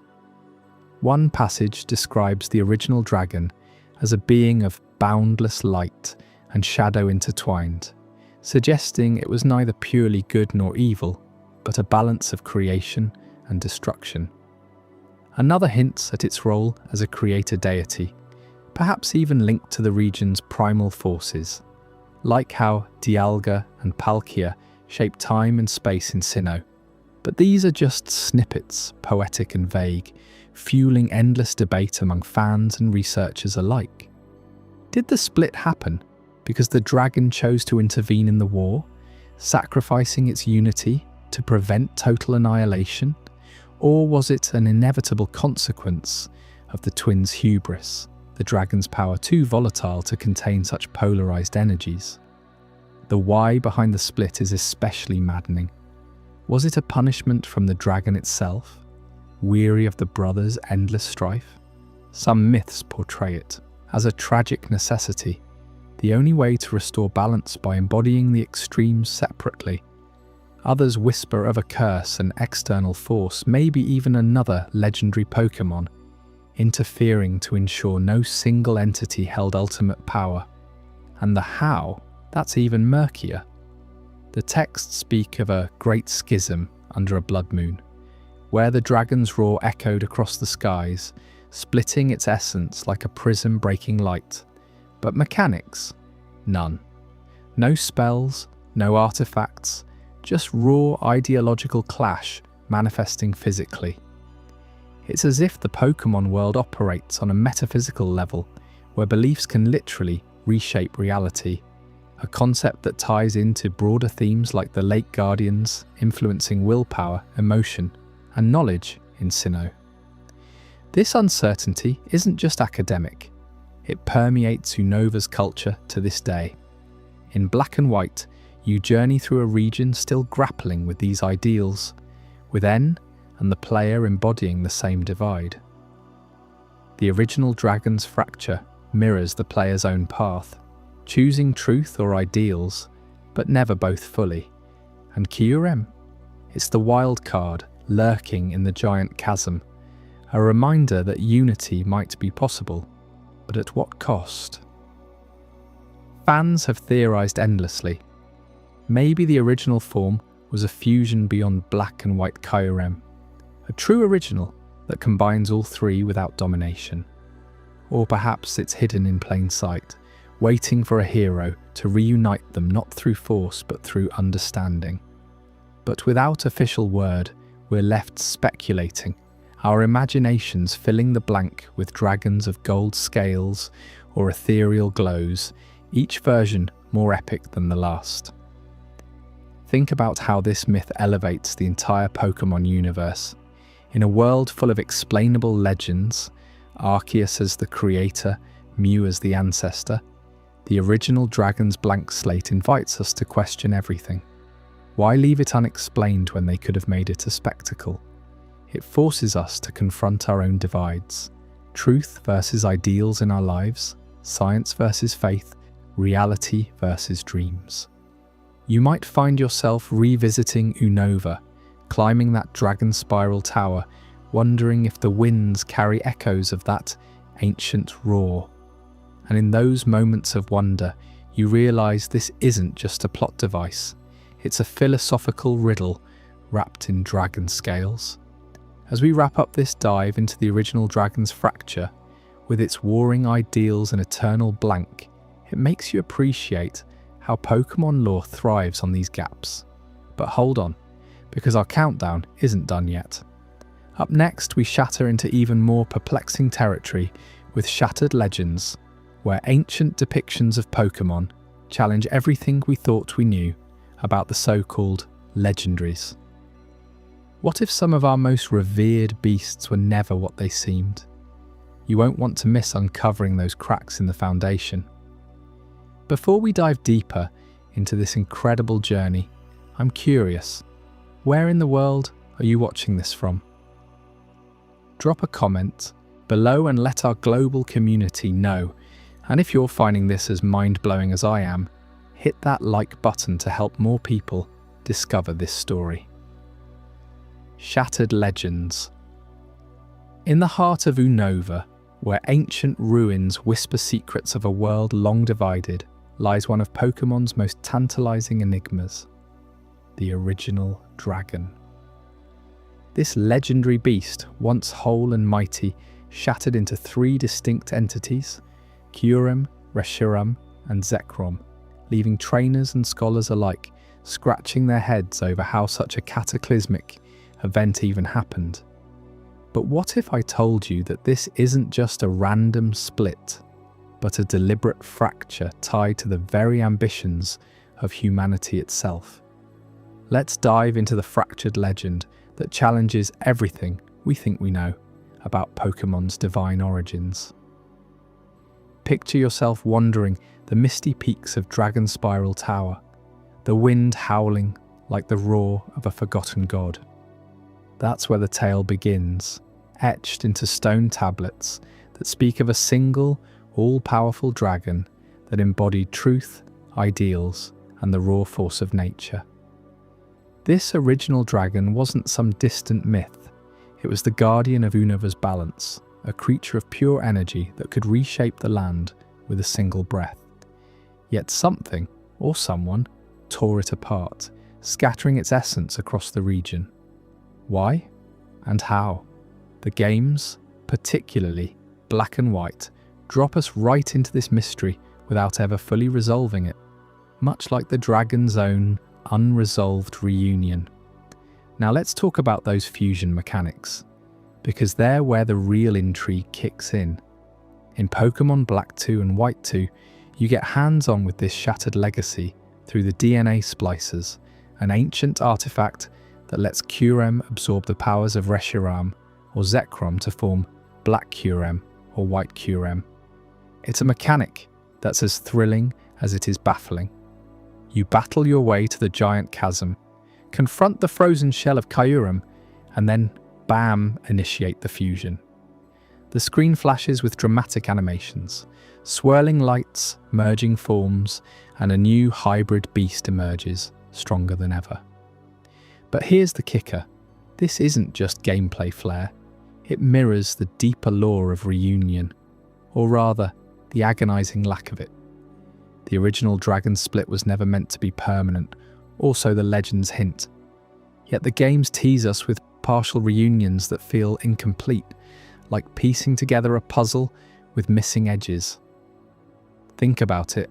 You're controlling this fusion, feeling the power surge as Kyurem's icy chill blends with Reshiram's fiery truth or Zekrom's electric ideals.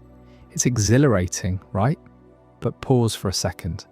What does this say about the original event? The lore implies the dragon was whole once, a unified force. Then in a moment of crisis, it divided to counter human folly.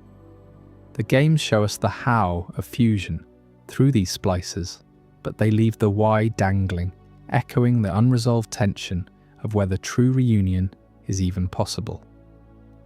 In blacks and white, you choose between Reshiram and Zekrom, aligning with ideals or truth.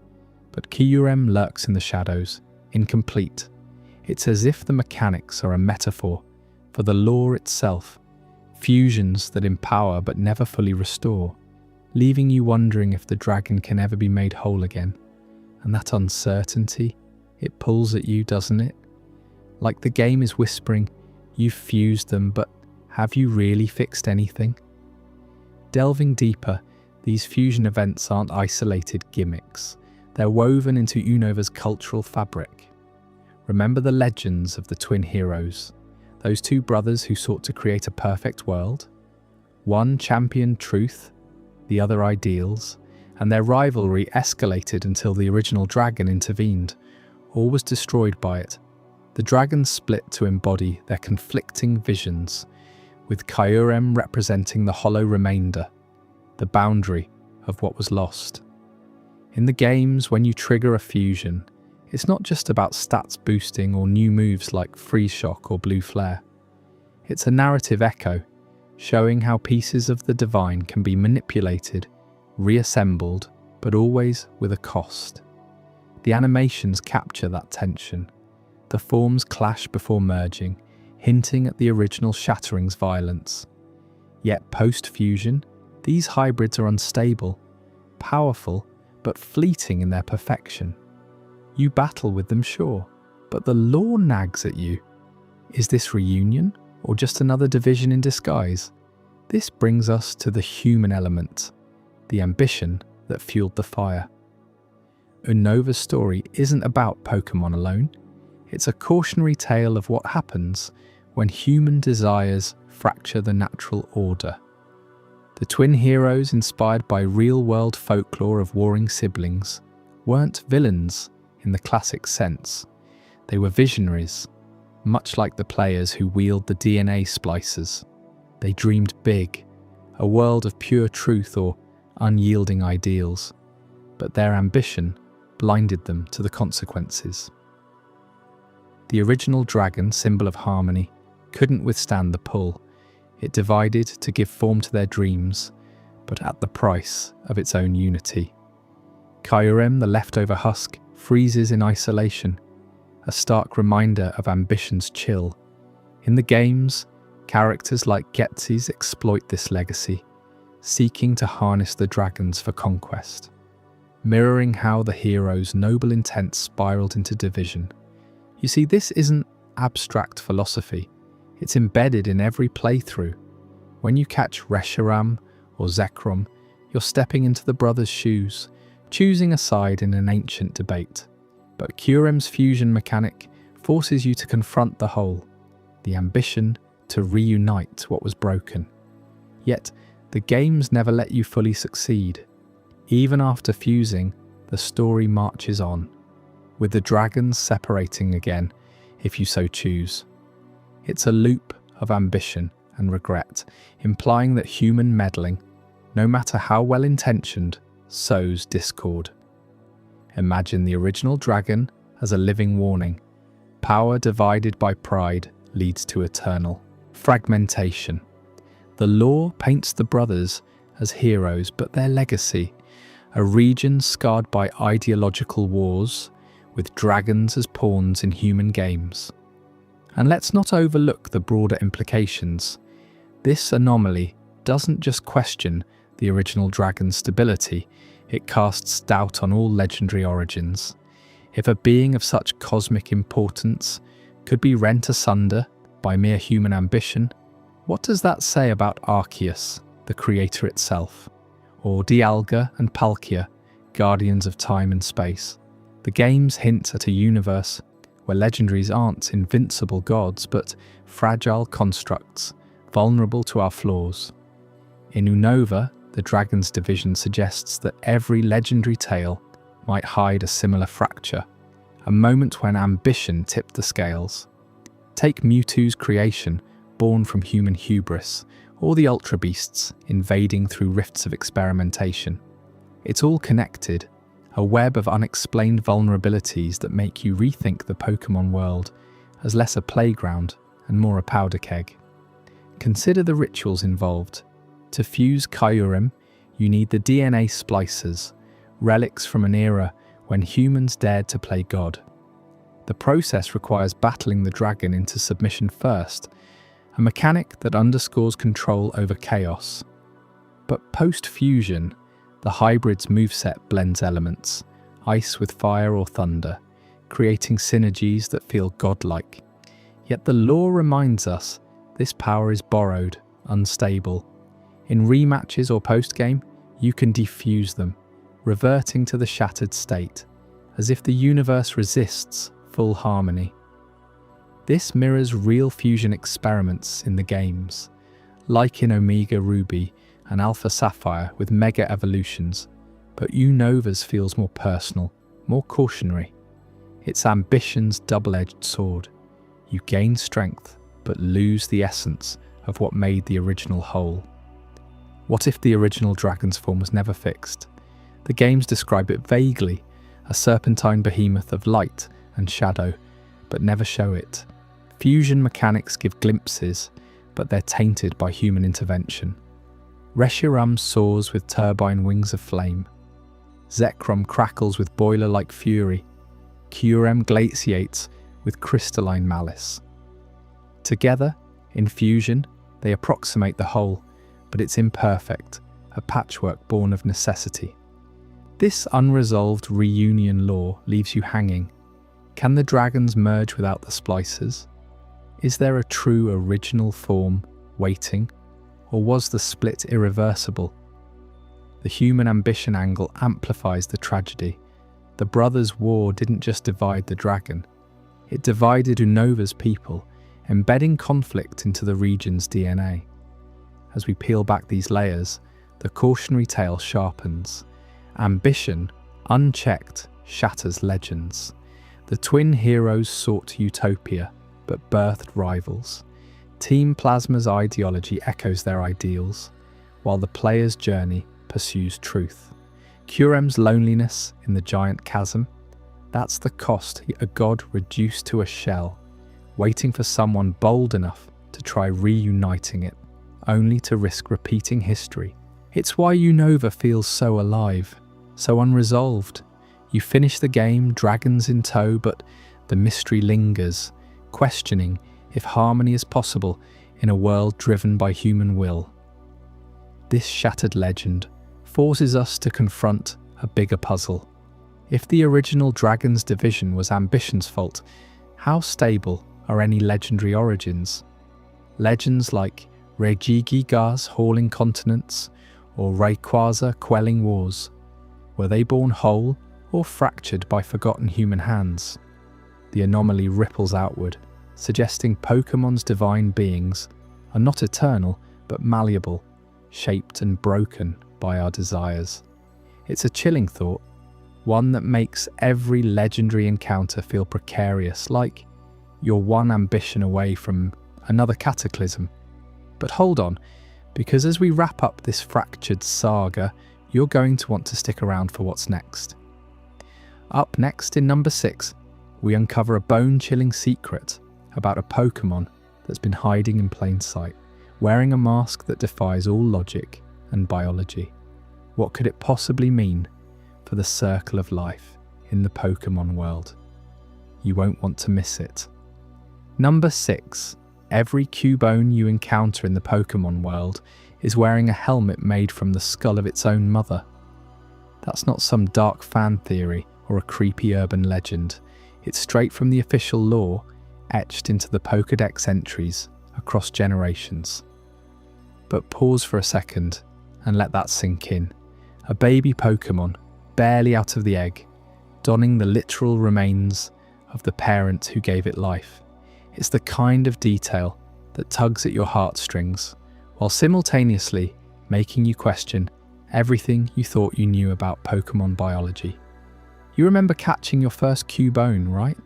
That lonely little figure shuffling through the tall grass, club in hand, always facing away from you like it's hiding some deep shame.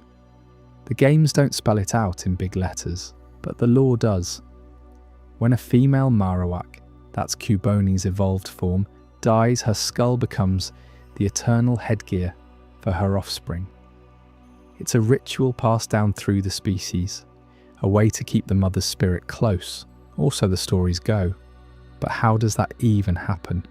Does the skull just shrink to fit the baby's head perfectly? Does it grow with the Cubone as it evolves into Marowak? These aren't just idle questions. They're cracks in the foundation of what makes Pokémon feel real and wondrous. Think about the emotional weight of it all. In the anime, we've seen Cubone portrayed as the ultimate symbol of grief. There's that episode in the Orange Islands where Ash and the gang stumble upon a Cubone orphaned and weeping, its cries echoing like a haunting lullaby. The little guy clings to that bone club, which isn't just a weapon. It's a club fashioned from the same maternal bone, a constant reminder of loss. It's heartbreaking because it humanizes these creatures in a way few others do. You can't help but feel a pang of sympathy, wondering if every time Cubone attacks with bone club, it's channeling that unresolved sorrow. Yet beneath the tragedy lies something profoundly unexplained. Is this a biological imperative, hardwired into their DNA, or a cultural tradition they've developed over eons? Biologically speaking, it's a nightmare. Skulls aren't flexible like rubber masks. They're rigid bone structures designed to protect the brain of an adult Pokémon. A Marowak stands about 4 feet tall with a skull proportioned for that size. A newborn Cubone? It's a fraction of that, maybe a foot high at most. For the helmet to fit, we'd need some kind of miraculous resizing, or perhaps the skull is shed and reformed in a way that defies physics. Pokémon science already stretches credulity with things like Ditto's transformations or Eevee's evolutions, but this implies a level of osseous manipulation that's straight out of a horror story. Does the mother's body somehow prepare the skull in advance, mineralizing it or enchanting it with some unseen energy? The Pokédex hints at it being hard as steel, tougher than any natural bone, which only deepens the mystery. If it's not biology, then what? Some kind of psychic residue from the mother's spirit, binding the remains to the child? And that's where the mourning rituals come into play, blurring the line between what feels like instinct and what might be outright culture. Cubone aren't just wearing these skulls, they're defined by them. In the wild, they're known to wander graveyards and ruins, their soft cries piercing the night as they search for something lost. The Pokédex describes how Cubone dislikes daylight because the shadow cast by its mother's skull reminds it of her face. Imagine the psychological toll of that. It's like living with a ghost that never fades. These behaviours suggest rituals, communal gatherings where packs of Cubone huddle under the moon, tapping their bone clubs in rhythmic patterns, perhaps communicating grief or honouring the departed. Is this learned behaviour, passed from parent to child before the inevitable separation? Or is it instinctive, triggered by the skull's presence, like a biological trigger? Consider the Alolan variant for a moment. It evolves into Alolan Marowak, still with that fiery skull helmet, but now infused with dark and fire energies. Does the ritual adapt across regions, incorporating local spirits or volcanic minerals to strengthen the bone? Trainers who've raised Cubone report them becoming fiercely protective, almost maternal themselves, as if the inherited grief instills a deep-seated need to safeguard their own young. But here's where it gets fuzzy. Culture versus instinct. If it's pure instinct, why do Cubone from different areas exhibit slight variations in how they mourn? In Johto's Tin Tower, sightings describe them lining up bones in intricate patterns, like altars to the fallen. In Hoenn's deserts, they bury small tokens with their clubs, suggesting symbolic burial rites. These aren't random, they feel deliberate, like traditions evolving within the species. Yet no Pokémon professor has ever documented a full life cycle to confirm. Cubone evolve into Marowak, the skull fusing seamlessly, but what happens when a Marowak gives birth? Does the cycle repeat eternally, each generation dooming its children to wear the past? You might think, okay, it's just flavor text to make the Pokémon more memorable, but dig deeper, and it unravels into something profound. The games tie this directly to the ghost-type Marowak in Pokémon Tower, that spectral mother whose unrest keeps her spirit bound to the living world. Her cry, the same as Cubone's, a wail that chills you to the core during that infamous Lavender Town sequence. It's as if the skull isn't just a helmet, it's a conduit, allowing the mother's essence to linger, guiding or haunting her child. But biologically implausible? Absolutely. Bones don't regenerate or adapt like that without some external force. Evolution theory in Pokémon suggests adaptations for survival, like ground types burrowing for safety, but wearing a dead relative's head. That's not survival, that's symbolism, bordering on the supernatural. Now let's twist this a bit further, because every Cubone inherits this trait without fail. No exceptions in the lore, every single one emerges from the egg already fitted with that maternal mask. That means the cycle is unbreakable, suggesting hidden evolutionary secrets or outright supernatural mechanics at play. Is there a gene that ensures the mother's skull is preserved and passed on, perhaps triggered by the moment of death? Or is it something more mystical, like the spirits of Pokémon ancestors intervening to maintain lineage? Imagine the implications for breeding. When two Marowak mate, does the female know her skull will become her legacy? It adds a layer of tragedy to every hatchling, implying that Cubone society is built on perpetual mourning, a species forever shadowed by loss. We've seen hints in spin-offs, like Pokémon Mystery Dungeon, where Cubone characters grapple with their identity, questioning if the skull defines them or imprisons them. In the manga, there's even a storyline where a Cubone tries to remove its helmet, only to find it fused to its very being. Painful, impossible to shed. This raises bigger questions about Pokémon souls. Do they reincarnate through these relics, or is it a curse disguised as heritage? The unexplained part is how this persists across the multiverse of Pokémon media, without a single canon explanation. Game Freak drops these breadcrumbs, but never the full loaf, leaving us to wonder if Cubone's secret hides a darker truth about death in their world. As we peel back these layers, you start to see how Cubone challenges our understanding of Pokémon as mere monsters. They're mourners, philosophers in bone helmets, navigating an existence where loss is the first lesson taught. But if this ritual blurs instinct and culture so thoroughly, what other species' secrets are we missing? It makes you rethink every Pokémon with a tragic backstory, wondering if their powers stem from unresolved grief. And speaking of secrets that hit close to the bone, up next in our countdown, we dive into bone-chilling biology, where we'll uncover phenomena that make Cubone's helmet look like child's play. Trust me, What you'll learn about skeletal structures and evolutionary horrors will leave you questioning if any Pokémon is truly as they seem. Bone-chilling biology. Every Cubone is born wearing the skull of its mother. That's not a myth or a fan theory. It's straight from the Pokédex, etched into the lore of Pokémon, like a grim family heirloom. But have you ever paused during a battle, watching that little ground-type dinosaur shuffle into position, bone club raised, and wondered just how that skull stays put? Or what happens when a new generation comes along?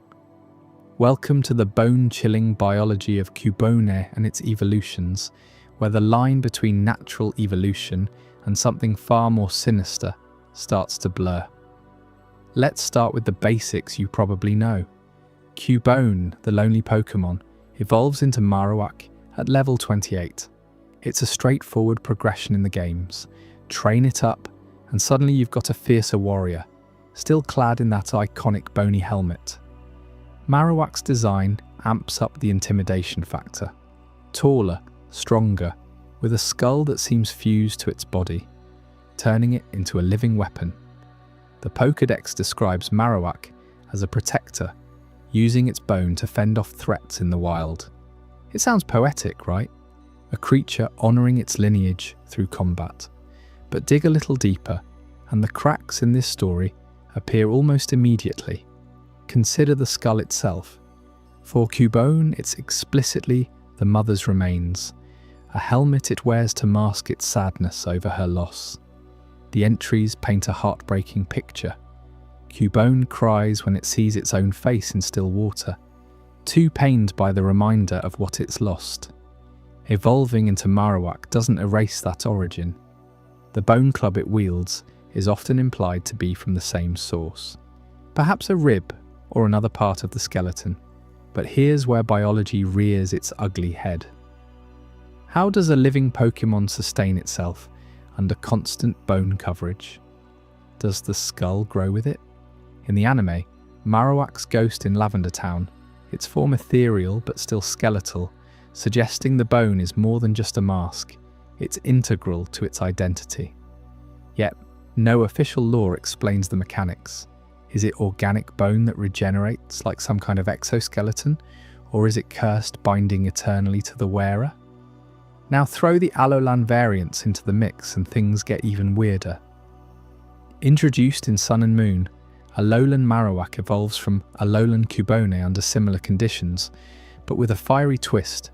They're fire and ghost types, not just ground. Picture this.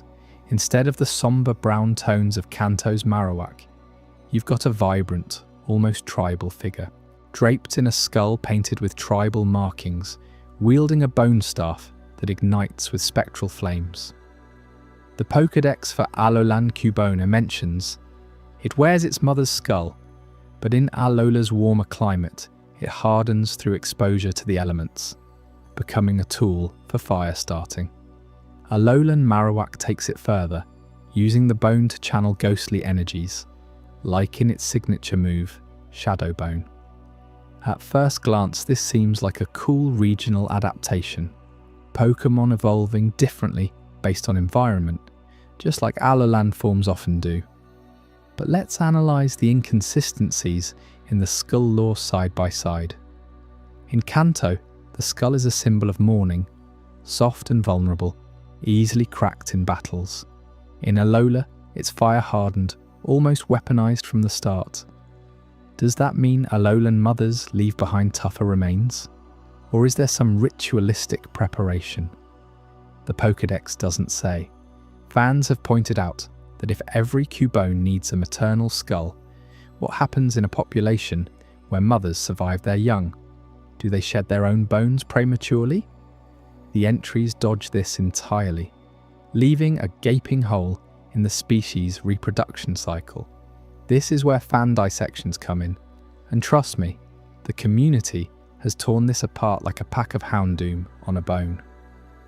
Online forums and theory videos have spent years poring over every Pokédex entry across generations. Take the original red-blue description. Where's the skull of its deceased mother? Apparently, it still thinks of its mother as if she was still alive. Straightforward tragedy, but fast forward to gold and silver. And it evolves. It is skilled at using its bone as a weapon, but it doesn't like to fight if it can avoid it. Suddenly, the pacifist undertone clashes with Marowak's battle-ready design. Fans argue this implies a maturation process, where the skull becomes a tool of necessity, not just grief, yet no entry bridges that gap. Then there's the evolution trigger itself. No stones, no trades, just leveling up. But what biological shift allows a Cubone to outgrow its helmet without it falling off? In the games, the model changes seamlessly. But in lore, dissected entries reveal nothing. Sword and Shield's Pokédex reiterates the Mother Skull bit without adding mechanics, while Scarlet and Violet hint at Cubone's sensitivity to its appearance, still avoiding reflections. Fans on Reddit and Bulbapedia have mapped out timelines, suggesting that Marowak might absorb calcium from the environment to reinforce the bone, explaining its durability. But that's speculation, no canon confirmation. And for Alolan variants, the Fire Ghost typing introduces supernatural elements. How does a ground type evolve into something spectral? Is the skull a conduit for spirits, like a natural medium? The Pokédex for Alolan Marowak says it uses cursed flames on its bone club, implying the skull itself might be haunted.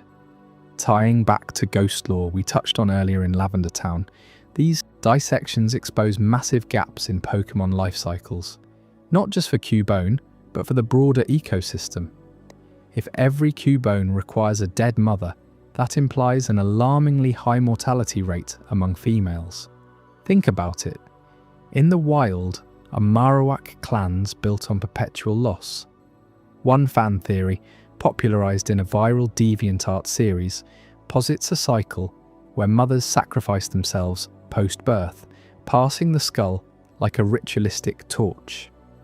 But that's dark, biologically impossible without some evolutionary pressure favouring self-destruction. Official media sidesteps this. The anime shows a living Marowak mother in one episode, raising questions about exceptions or adoptions. Yet, the Pokédex remains inconsistent, with entries varying by game to heighten the mystery without resolving it. Speculating further, what does this mean for orphaned Pokémon in general? Cubone isn't alone. Many species hint at absent parents, like the implied tragedies behind Pokémon like Yamask, who wear masks of human faces from their past lives. For Cubone and Marowak, the skull enforces a societal norm we never see. Perhaps in their habitats, like the Pokémon Tower or rocky crags, there's an unspoken code. Elders pass bones down, or communities share skeletal relics to ensure every young one is protected. But if a Cubone hatches without one, the lore doesn't cover it. Fans have role-played scenarios in fanfiction where skull-less Cubone are outcasts, evolving into rogue Marowak that terrorize without honor. Darker still, imagine the implications for trainers. When you catch a Cubone, are you inheriting generational trauma? Does evolving it force a psychological break, turning grief into aggression? And the Alolan twist amplifies this.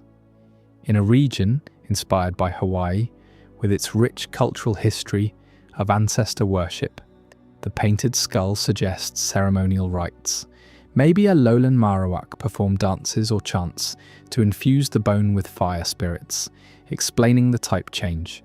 But inconsistencies persist. Why don't Kanto Marowak access this power?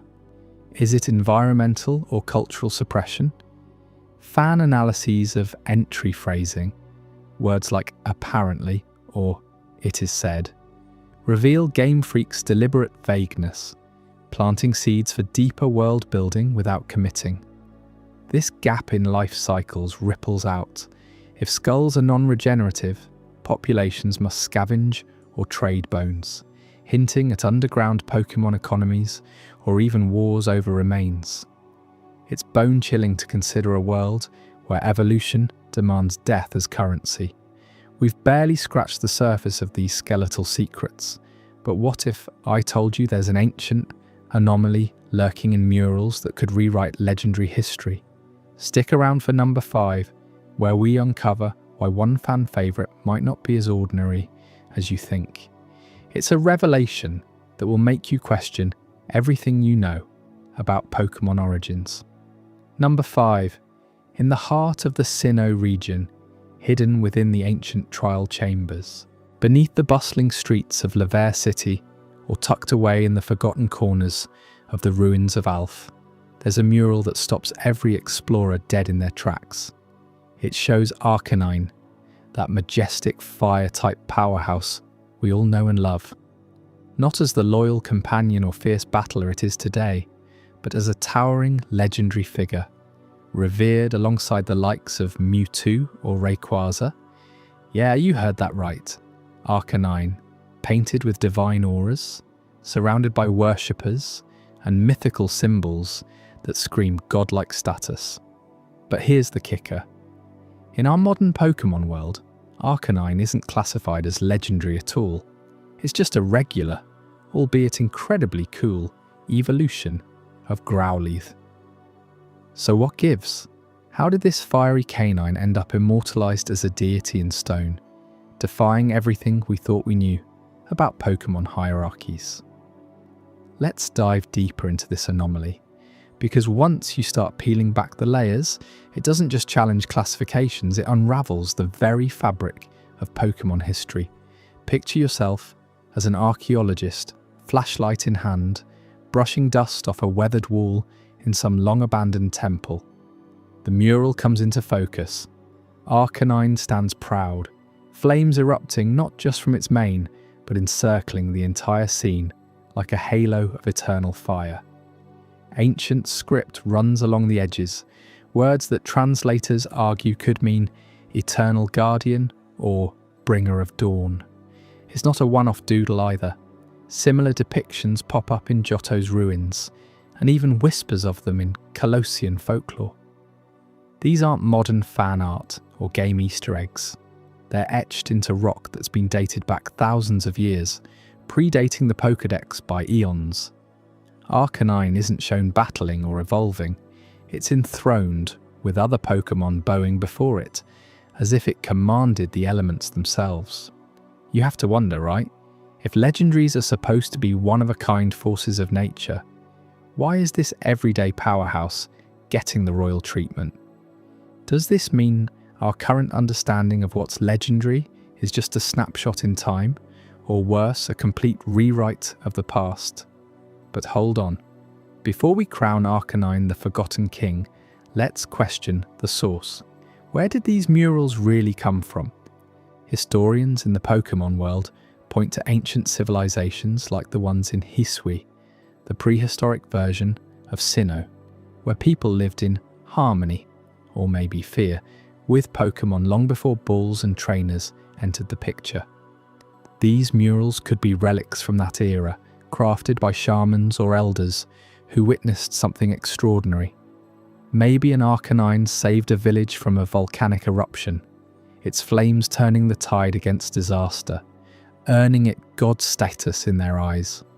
Or perhaps it was a specific Arcanine, one with powers that modern ones have lost over generations, diluted by breeding and battles.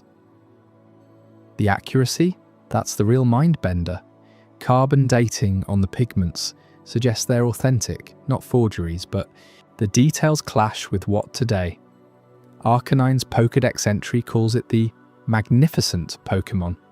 Sure, but nothing about world-shaping legends. Is this a case of ancient exaggeration, like how humans mythologize heroes into gods? You know, the kind of storytelling where a loyal dog becomes a divine protector, because that's how oral histories evolve. Or could it be something darker, an intentional cover-up by later societies to downplay Arcanine's role? Maybe to prevent cults from forming around it? Think about it with me for a second. You've trained your own Arcanine, felt that rush when it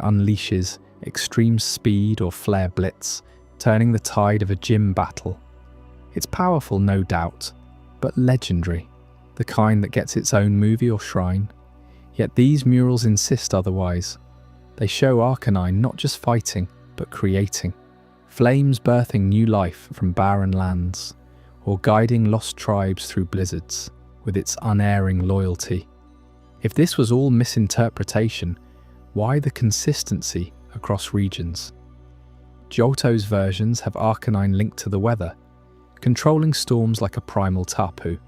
Kalos adds a twist, portraying it as a bridge between humans and Pokémon, almost like a mediator in ancient wars.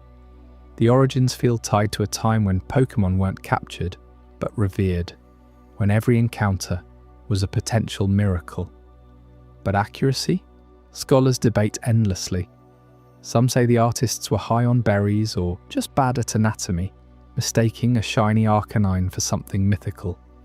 Others argue its cultural lens. What we call legendary today might have been everyday awe back then. Either way, it leaves you questioning. If Arcanine was once seen as legendary, what does that say about the Pokémon we dismiss as ordinary? Are there hidden potentials in the ones we overlook, waiting to be rediscovered? And just when you think this is an isolated quirk, here's the twist that really flips the script. These discrepancies aren't unique to Arcanine. Dig a little deeper into other ruins, and you find echoes everywhere, suggesting legends aren't static. They evolve, twist, and sometimes get buried over time. Take the sunken ruins in Alola. Faded carvings there elevate Rapidash to a status akin to Solgaleo, depicted as a sun chariot pulling the dawn across the sky. Modern Rapidash? A graceful fire horse, sure, but no cosmic role. Or head to Galar's Crown Tundra, where obscure etchings in the old Dynamax dens show Jolteon as a thunder god, commanding lightning storms that shape the land. Today, it's just an electric speedster. These aren't coincidences. Patterns emerge across continents, hinting at a shared ancient narrative that's been fragmented and reformed. Maybe as civilizations clashed or Pokémon migrated, stories shifted, Arcanine's fire legend merging with local myths, only to be standardized later by Pokédex compilers who favored the rare and flashy. It paints a picture of a Pokémon world in flux, where what's legendary today might be tomorrow's commoner, and vice versa. You start to see the murals not as errors, but as windows into a dynamic history, where power wasn't about rarity, but impact.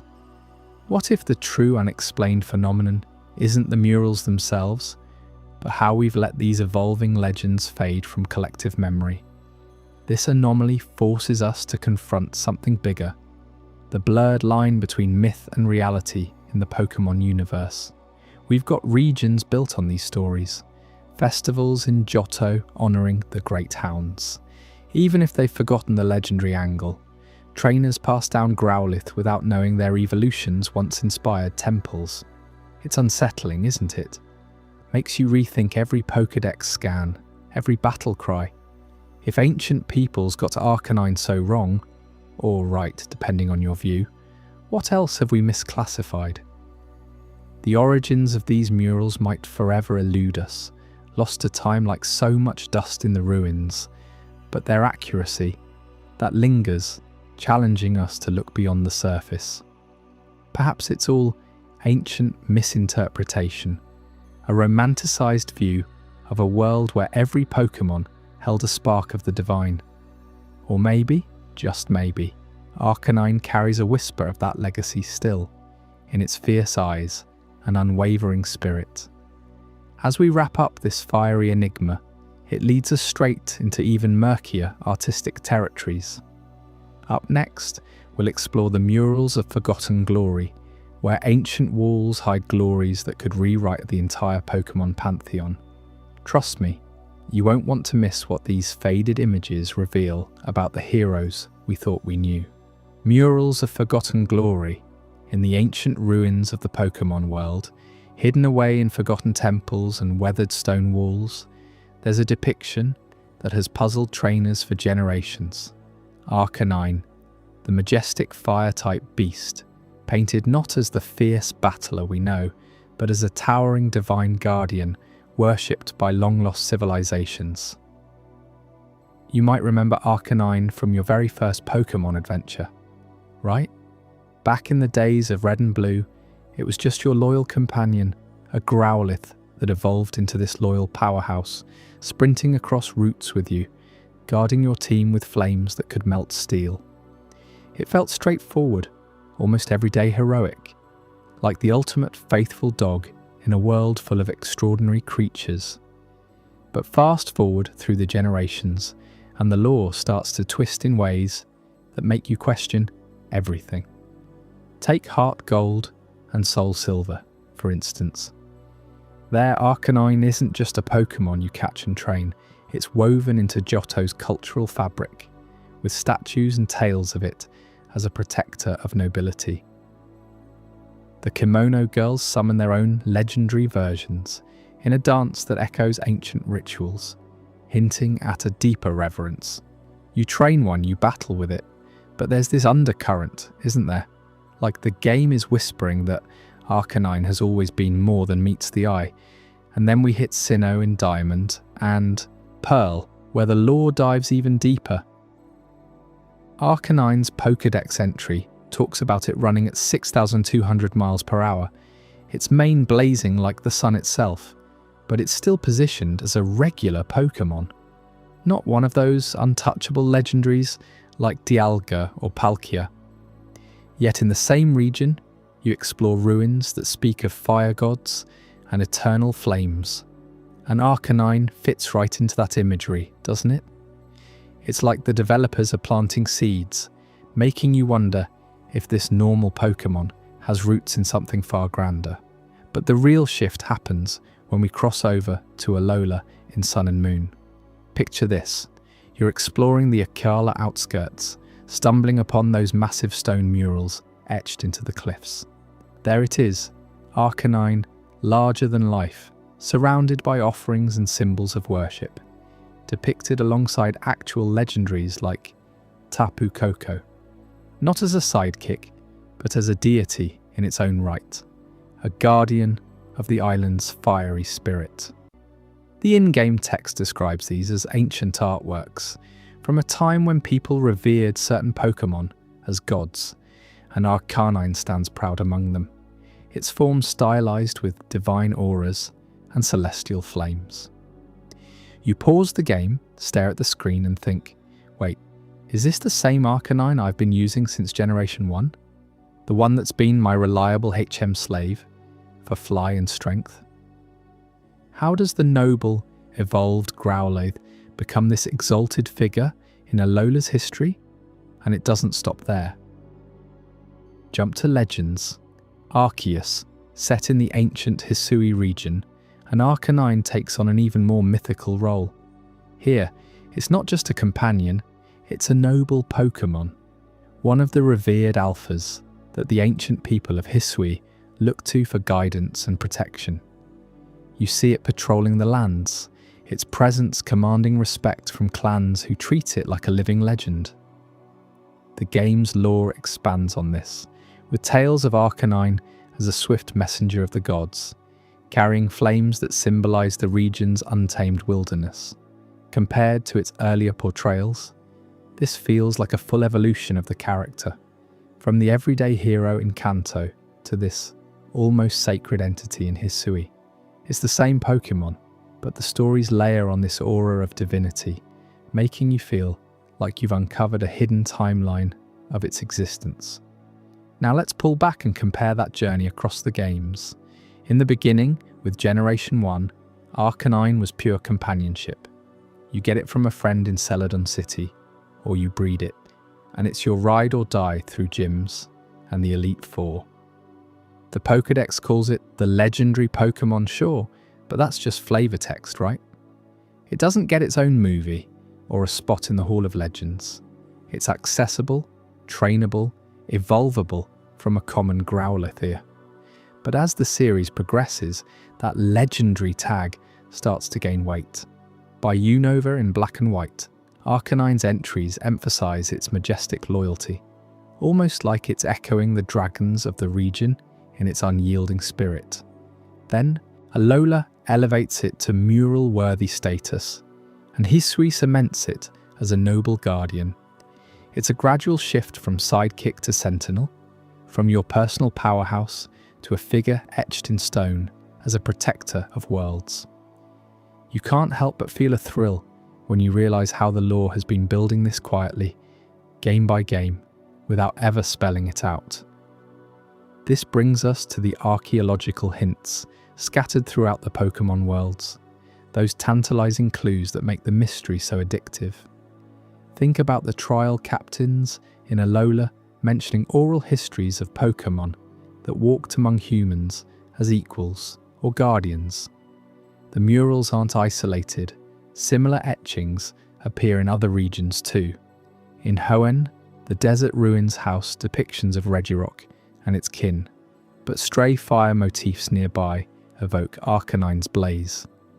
And in Galar, the Crown Tundra's folklore speaks of ancient beasts that inspired modern Pokémon, with Arcanine's silhouettes appearing in faded cave paintings alongside Atenatus-like figures. These aren't random, they're archaeological breadcrumbs, suggesting that in the deep past Arcanine was revered across continents.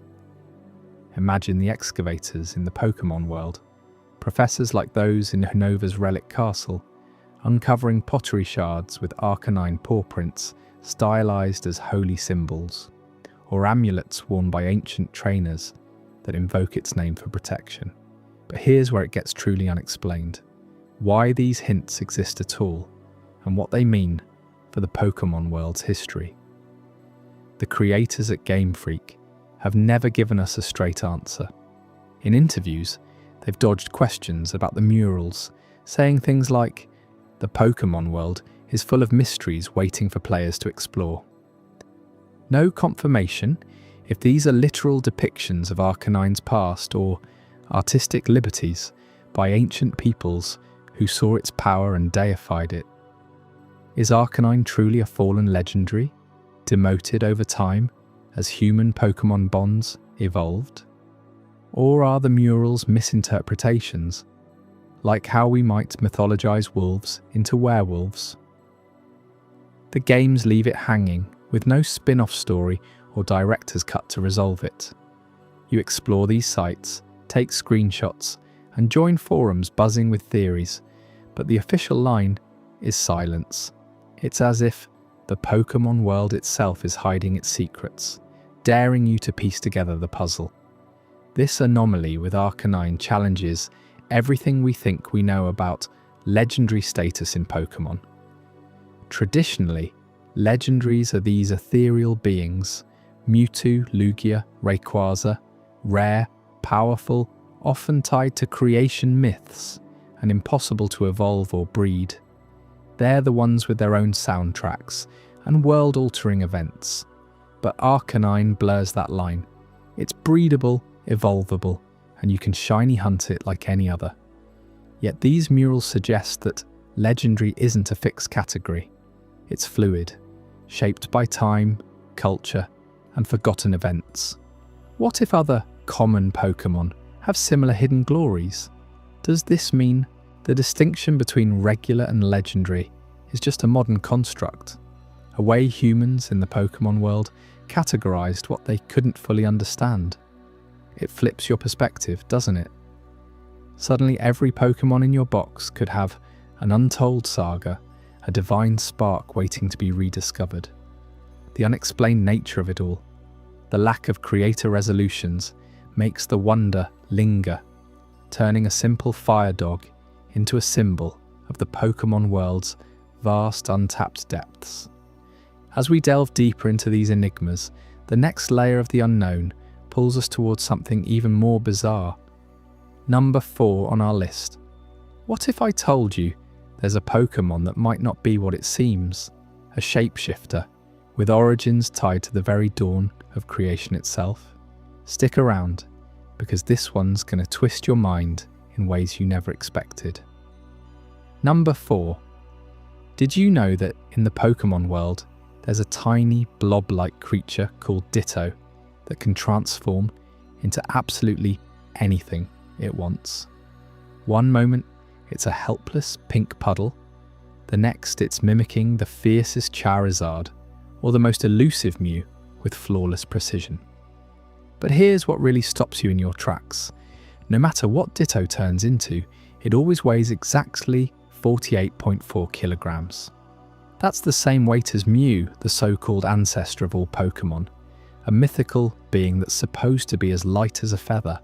How does a shape-shifting blob pull off a perfect copy without changing its mass? It's one of those details that seems innocent at first, but dig a little deeper, and it unravels a web of genetic secrets that the Pokémon universe has never fully explained. Think about it for a second. You've probably used Ditto in your team 100 times, especially back in the early games, when breeding was key to getting those perfect IVs. You toss it into a battle, it transforms, and suddenly it's copying your opponent's moves, stats, everything. But that weight thing? It's not just a quirky stat, it's a glaring clue. Mew is this ancient, DNA-packed legend, floating around like a psychic pixie, weighing in at that exact 48.4 kilos. Ditto?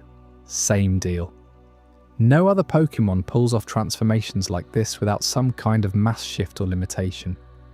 Jigglypuff inflates, Zoroark creates illusions that fool the eye but not the scale, yet Ditto becomes a flawless duplicate, right down to the last detail, while keeping its body the same heft. It's like the game designers left this Easter egg on purpose, whispering, "Hey, pay attention, there's more here than meets the eye." This isn't some random coincidence that fans dreamed up overnight. The clone theory has been buzzing since Red and Blue dropped. Remember the Cinnabar Mansion in those original games? You sneak in, poke around the ruins, and find these creepy lab notes about failed experiments. One entry talks about a scientist trying to clone the legendary Mew, but something goes wrong, horribly wrong, and out pops this amorphous blob. Instead, Ditto. It's not canon in the strictest sense, but it's right there in the lore, tucked away like a hidden file. Fans latched onto it immediately. What if Ditto isn't just a natural shapeshifter? What if it's the imperfect result of human meddling with Mew's DNA? Picture this. Some ambitious researcher in the Kanto region captures Mew, extracts its genetic code, the very blueprint of all Pokémon life, and tries to replicate it. But the process glitches. The result can't evolve or fight on its own. It has to borrow someone else's form to survive. That identical weight, it's the smoking gun, the leftover signature of Mew's essence that couldn't be scrubbed clean. And let's not stop at the basics. Dive into the genetic mysteries and it gets even wilder. Mew isn't just any Pokémon, it's said to contain the DNA of every single species in its tiny body. That's why it's so elusive, popping up in legends as the progenitor, the original spark that kicked off the whole evolutionary chain. Ditto, with its transformability, essentially hacks that system. It doesn't evolve, it adapts on the fly, copying not just appearance but abilities, down to the moveset. But why the weight lock? In a world where Pokémon can grow from tadpoles to titans, why can't Ditto shed a few kilos to match a lighter form? It hints at something fundamental in Pokémon biology that we don't understand. Is mass conserved in transformations because of some universal law like physics bleeding into this fantastical realm? Or is it a flaw in Ditto's creation, a hard-coded limit from whatever lab cooked it up? Now consider the origins angle. Theories abound that Ditto isn't from any natural habitat. It's artificial, born from failed experiments. In the anime, there's that episode where a Ditto shows up in a lab, mimicking everything poorly at first, like it's learning. But tie it back to Mew, and you start wondering about ancient DNA. What if the cloning wasn't a modern mishap? Legends in the Pokémon world stretch back eons. Think of the Sinnoh myths, where Arceus shaped life from nothing. Maybe Ditto represents a primordial echo, a fragment of Mew's code preserved in some forgotten ruin, awakened by human curiosity. Imagine ancient trainers or sages experimenting with fossilized remains, pulling out this malleable goo that's part Mew, part mystery. The games never confirm it, but items like the DNA splicers in Unova or the genetic labs in Kalos poke at these ideas. Alola's Ultra Beasts twist dimensions, but Ditto, it twists identity itself. Could it be a bridge between the natural world and something engineered, a Pokémon that's less creature and more prototype? But here's where it twists into real unease. All these connections, the weight, the transformations, the clone vibes, they're unconfirmed. Game Freak drops these hints like breadcrumbs, but never bakes the full loaf. You chase the theory through fan forums, speedruns of the Cinnabar labs, even the manga, adaptations, and it always circles back to questions without answers. This raises massive doubts about Pokémon reproduction and creation at large. How do Pokémon even breed? We slap two compatibles in the daycare and poof, eggs. But Ditto can breed with almost anything, producing offspring of the other parent species. Is that natural?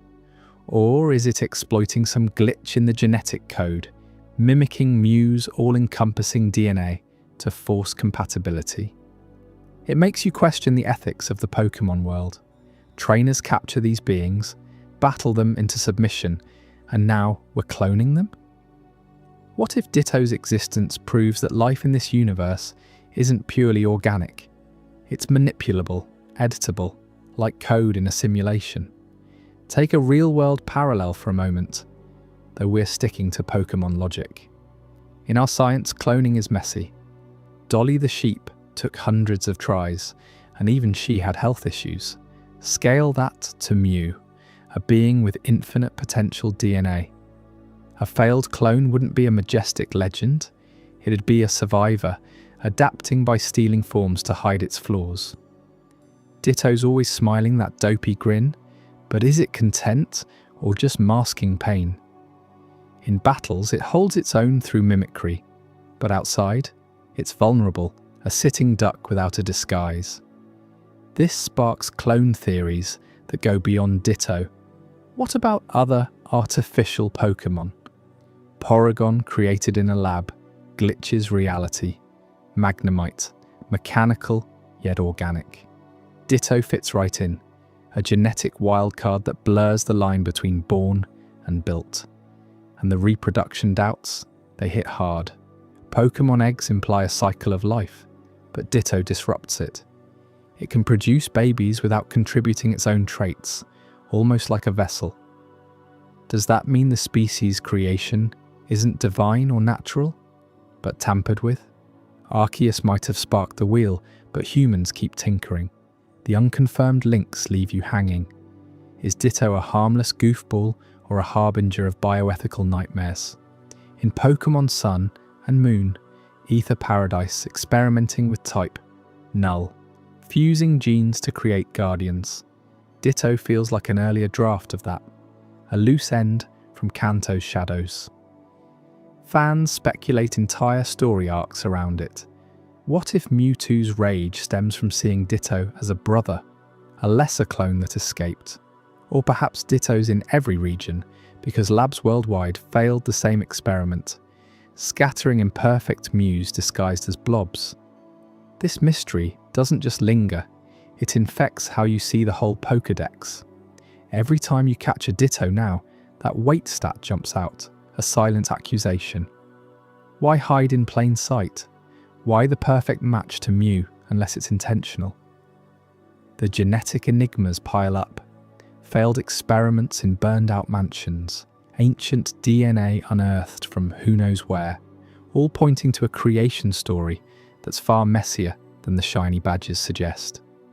It's thrilling and terrifying, because if Ditto's origins are this opaque, What else are they not telling us about how life works in that world?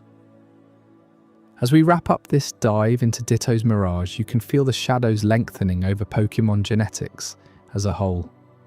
But hold on, because up next in Genetic Shadows, we'll uncover even darker corners of how these creatures are made or unmade that'll make you rethink every evolution you've ever witnessed. Genetic Shadows. Have you ever caught a Ditto in the wild and wondered why it feels like holding a living puzzle piece that doesn't quite fit? In the Pokémon world, Ditto isn't just another cute blob, it's a creature that can transform into anything it sees, mimicking moves, appearance, even cries with eerie precision. But dig a little deeper and you'll uncover a mystery tied to its very existence, one that blurs the line between nature and something far more engineered. Let's start right in the games, where this enigma first rears its shape-shifting head. Back in the Kanto region, on Cinnabar Island, there's that hidden Pokémon lab tucked away behind the gym. You remember it, the one run by a quirky scientist who hands out the Eevee evolutions, if you're lucky. But if you poke around the island's underground roots, you'll stumble upon something stranger. Clusters of Ditto lurking in the shadows of those volcanic tunnels. They're not aggressive like the fire types around them. They just sit there, waiting, almost like they're contained. And it's not just random spawns. In the original Red and Blue games, these Dittos are placed strategically, as if the developers wanted you to notice them amid the chaos of Team Rocket's operations. Why there, in a place synonymous with scientific experimentation? The lab upstairs is buzzing with research on Pokémon evolution, and downstairs, you've got these amorphous beings that defy classification. Fast forward to later entries in the series, and the pattern repeats. In Pokémon Gold and Silver, the Celadon City Game Corner hides a back room where prizes include Dittos. But again, it's all tied to that underbelly of gambling and shady dealings, places where ethics take a backseat to gain. Then there's the Sinnoh region in Diamond and Pearl, where Dittos populate the Trophy Garden, a controlled space meant to mimic wild habitats. Yet these ones feel out of place, like escaped specimens from a nearby research facility. You can't shake the feeling that Dittos aren't born in the wild. They're products of something deliberate. Theories have swirled for decades among fans, clones perhaps, cooked up in those sterile labs to serve as perfect test subjects. They don't evolve, they don't breed normally without special items, and their transformability lets them impersonate any Pokémon flawlessly. It's too convenient, too artificial, but the games never confirm it. No cutscene reveals a mad scientist unveiling Ditto as humanity's greatest creation. Instead, you're left with these silent witnesses in the labs, hinting at origins that were meddled with, origins that scream man-made, without ever spelling it out. This leads us straight to the heart of the puzzle, Mew. You know Mew, the elusive ancestor of all Pokémon, that tiny psychic kitten hidden away in the lore of every game. In the anime and supplementary materials, it's whispered that Mew's DNA holds the blueprint for every species, the ultimate genetic source code. But what if Ditto is the glitch in that code? Notice the parallels. Both weigh exactly 4 kilograms, a detail that's no coincidence. Both possess an uncanny adaptability, Mew with its psychic powers to learn any move, Ditto with its physical mimicry. In Pokémon Red and Green, the Japanese version even teases this connection through internal data files, where Ditto's cry is a warped echo of Mew's. Fans have pored over the code, finding strings that suggest Ditto was meant to be a failed clone of Mew, an experiment gone sideways in the pursuit of recreating the ancestor. Imagine scientists in some hidden facility, slicing into Mew's cells, trying to harness that ancestral power, only to birth something unstable, a wild card that can become anything but remains nothing on its own. But here's where it gets really unsettling. If Mew is the root of all Pokémon life, a mythical being floating through time and space, then Ditto's existence raises massive questions about the purity of that lineage.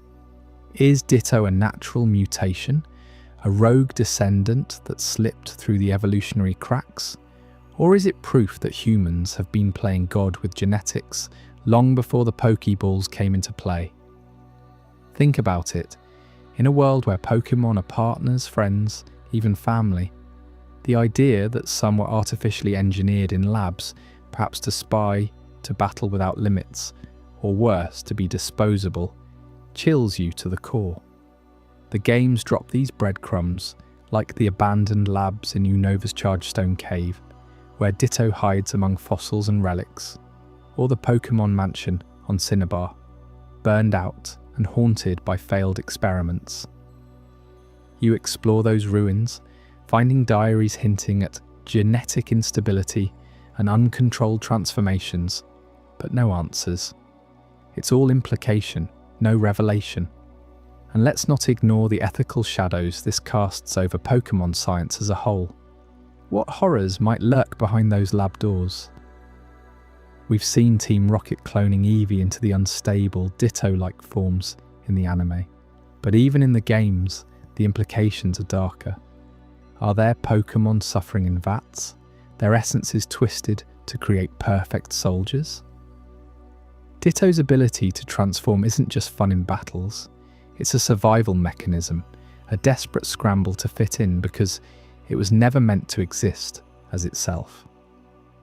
You catch one, add it to your team, and it becomes your Zangoose or your Charizard, but deep down, it's always that pink blob, echoing with potential and loss.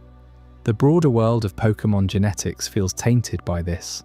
If Mew is the innocent ancestor, pure and playful, then Ditto is the wild card, the chaotic element that could rewrite the rules. What if releasing a Ditto into the wild disrupts ecosystems, turning it into invasive mimics that outcompete native species? Or worse, what if it's a vector for some genetic plague, carrying altered DNA from lab to lab? Delve into the fan theories and it only gets more tantalizing. Some speculate that the Cinnabar lab wasn't just for evolutions. It was ground zero for Mewtwo's creation, and Ditto were the rejects, the imperfect copies that escaped. In Fire Red and Leaf Green remakes, you can even find a moonstone in the Pokémon Mansion that doesn't work on Clefairy. Another nod to failed experiments, with Ditto nearby as if mocking the attempts. The games toy with us, showing scientists like Bill, who digitized himself into a Pokémon to understand them better, or the Devon Corporation in Hun pushing boundaries with Pokédex tech. But Ditto stands apart, a silent testament to the hubris. It's not aggressive, not vengeful like Mewtwo, it's passive, almost melancholic, as if it knows its place in the shadows of creation. This mystery forces you to question the entire fabric of the Pokémon world. If Mew birthed all life through some divine genetic lottery, then Ditto is the Joker card, the one that could topple the deck. Why does it share Mew's weight? Why can it only breed with another Ditto to produce eggs of random species? Like a glitchy lottery of life, the games leave it open-ended, fueling endless debates on forums and streams. Is it a bridge between legendaries and commons, or a harbinger of artificial Pokémon to come? The ethical undercurrents are vague but potent, hints of animal testing, of souls trapped in forms not their own, of a world where science crosses into the profane without remorse. You play through Kanto, battling gym leaders, but every Ditto you encounter whispers of something bigger, something unresolved. As we peel back these genetic layers, you start to see how deeply intertwined the mysteries are. The labs, the ancestors, the wildcards, they all point to a Pokémon universe that's not as whimsical as it seems. But if Ditto's shadows have you rethinking every capture, Wait until you hear about number 3. What could possibly eclipse this genetic riddle with even wilder implications? Stick around, because it's going to blow your mind. Number 3.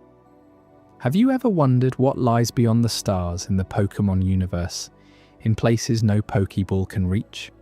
Ultraspace isn't just some sci-fi buzzword thrown into the games. It's a genuine enigma, a dimension that's as mysterious as it is terrifying, lurking just out of sight from our everyday adventures. Picture this. You're exploring the vibrant islands of Alola, minding your own business, when suddenly a swirling rift tears open in the sky. That's an ultra wormhole, and it doesn't follow any rules we understand. These portals pop up without warning, in the middle of battles, during quiet moments on the beach, or even high above the clouds when no one should be looking. Scientists in the Pokémon world, like those at the Ether Foundation, scramble to track them, but they're utterly unpredictable. One day, a wormhole might spit out a rare item from another realm. The next, it unleashes something far more dangerous. Why do they appear? Is it tied to the fabric of space-time weakening, or some cosmic signal we're too small to comprehend? No one's cracked that code yet, and it leaves you questioning if our world is just a thin veil away from total chaos. Now let's dive deeper into what emerges from these rifts, because that's where the real chills set in. Ultra beasts aren't your typical Pokémon. They're invaders from this shadowy ultra space, creatures so alien they defy everything we know about biology in our dimension. Take Buzzwole, for instance. This thing looks like a bodybuilder crossed with a mosquito, all bulging muscles and proboscis arms that drip with some kind of otherworldly venom. It's not just strong, it's invasive in the worst way. When it bursts through a wormhole, it doesn't attack like a wild Tauros charging a fence. No, Buzzwole latches on, pumping fluids into whatever it encounters, altering environments in ways that feel deliberate, almost experimental. Reports from trainers who faced it describe landscapes wilting under its influence, Pokémon behaving erratically as if their very instincts are being rewritten, and that's just one of them. Pheromosa, sleek and fragile looking like a porcelain mantis, moves with impossible speed, phasing through obstacles as if solid matter means nothing to it. Its body is a lattice of crystalline exoskeletons that shimmer with iridescent energy, but get too close, and it releases pheromones that drive swarms of local Pokémon into a frenzy, turning peaceful routes into battlegrounds overnight. What makes these ultra beasts so unsettling isn't just their looks, it's how they operate, like they're probing our world for weaknesses.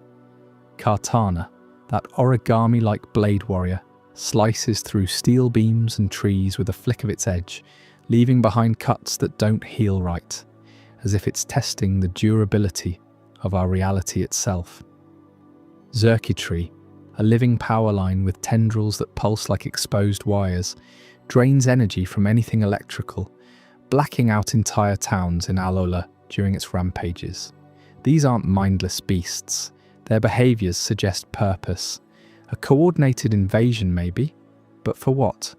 Are they scouts from a hostile empire in ultra space, harvesting resources to fuel some grand, unseen war? Or could they be refugees fleeing a collapsing dimension and latching onto ours out of desperation?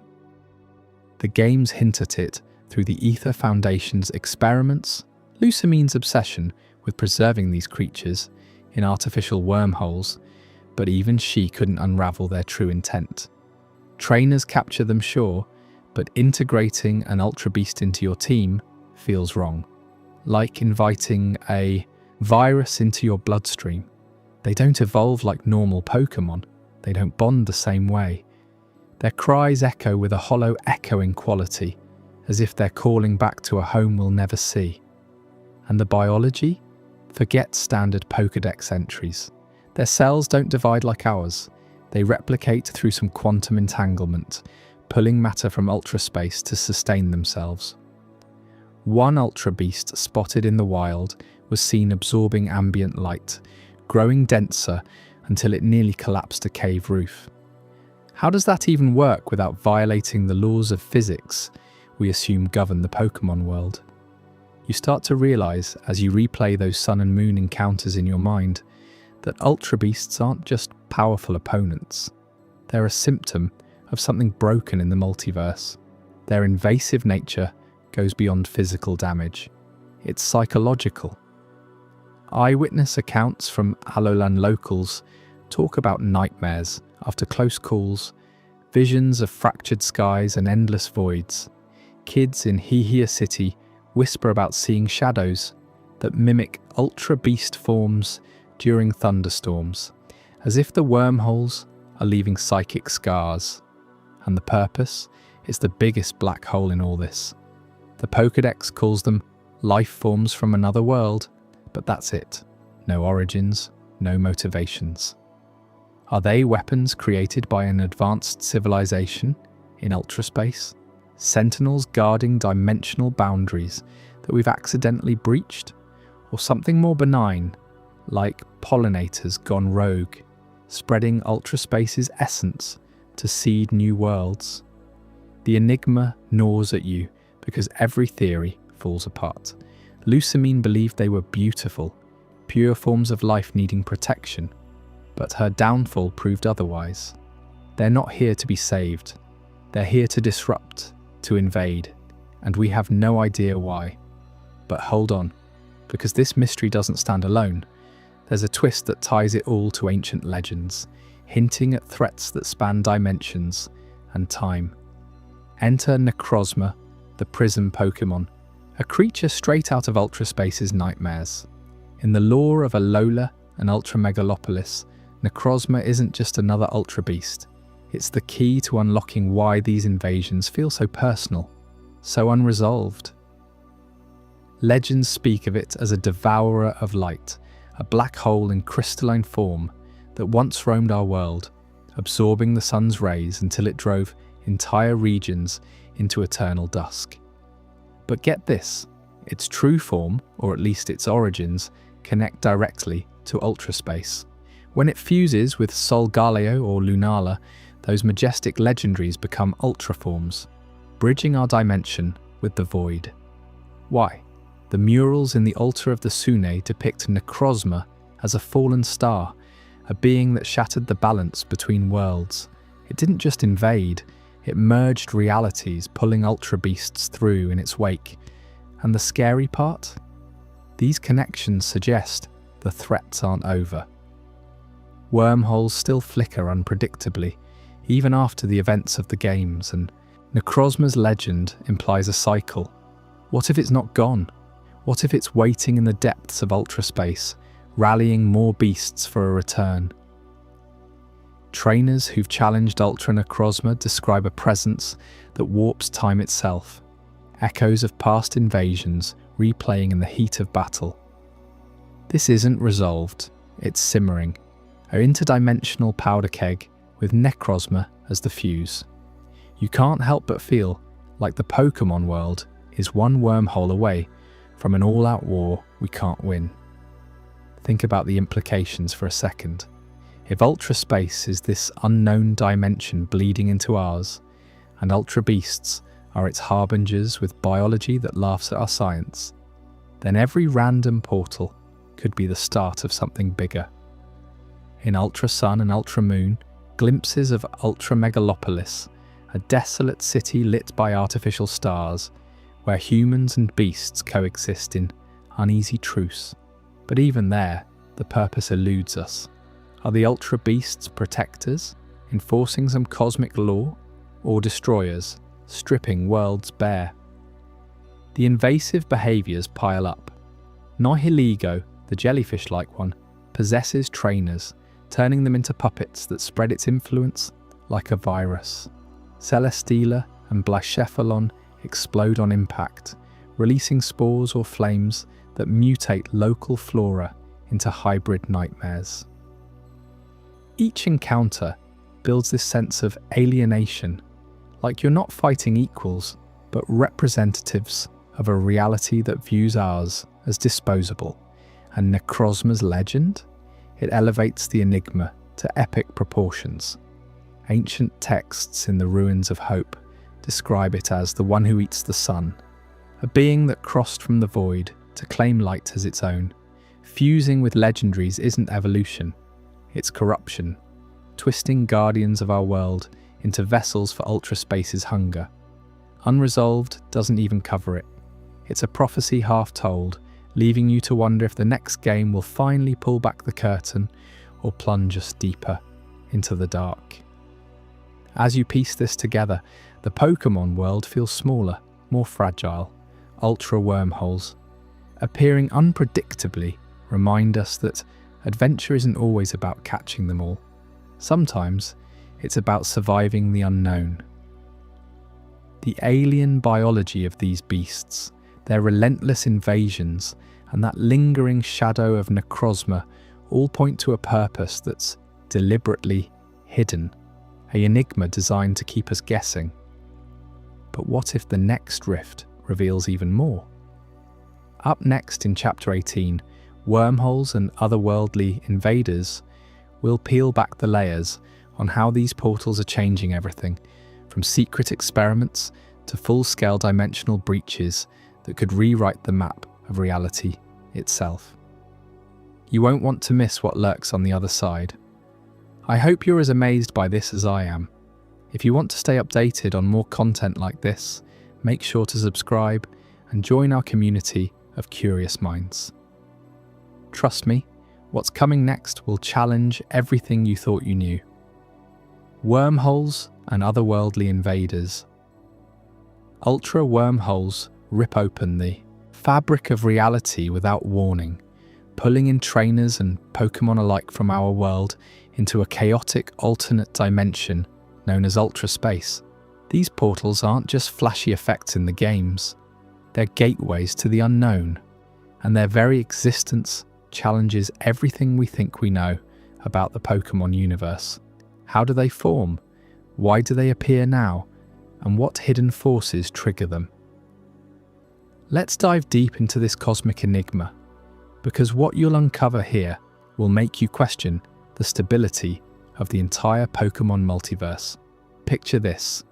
You're exploring Alola's lush islands, minding your own business, when suddenly the sky tears apart.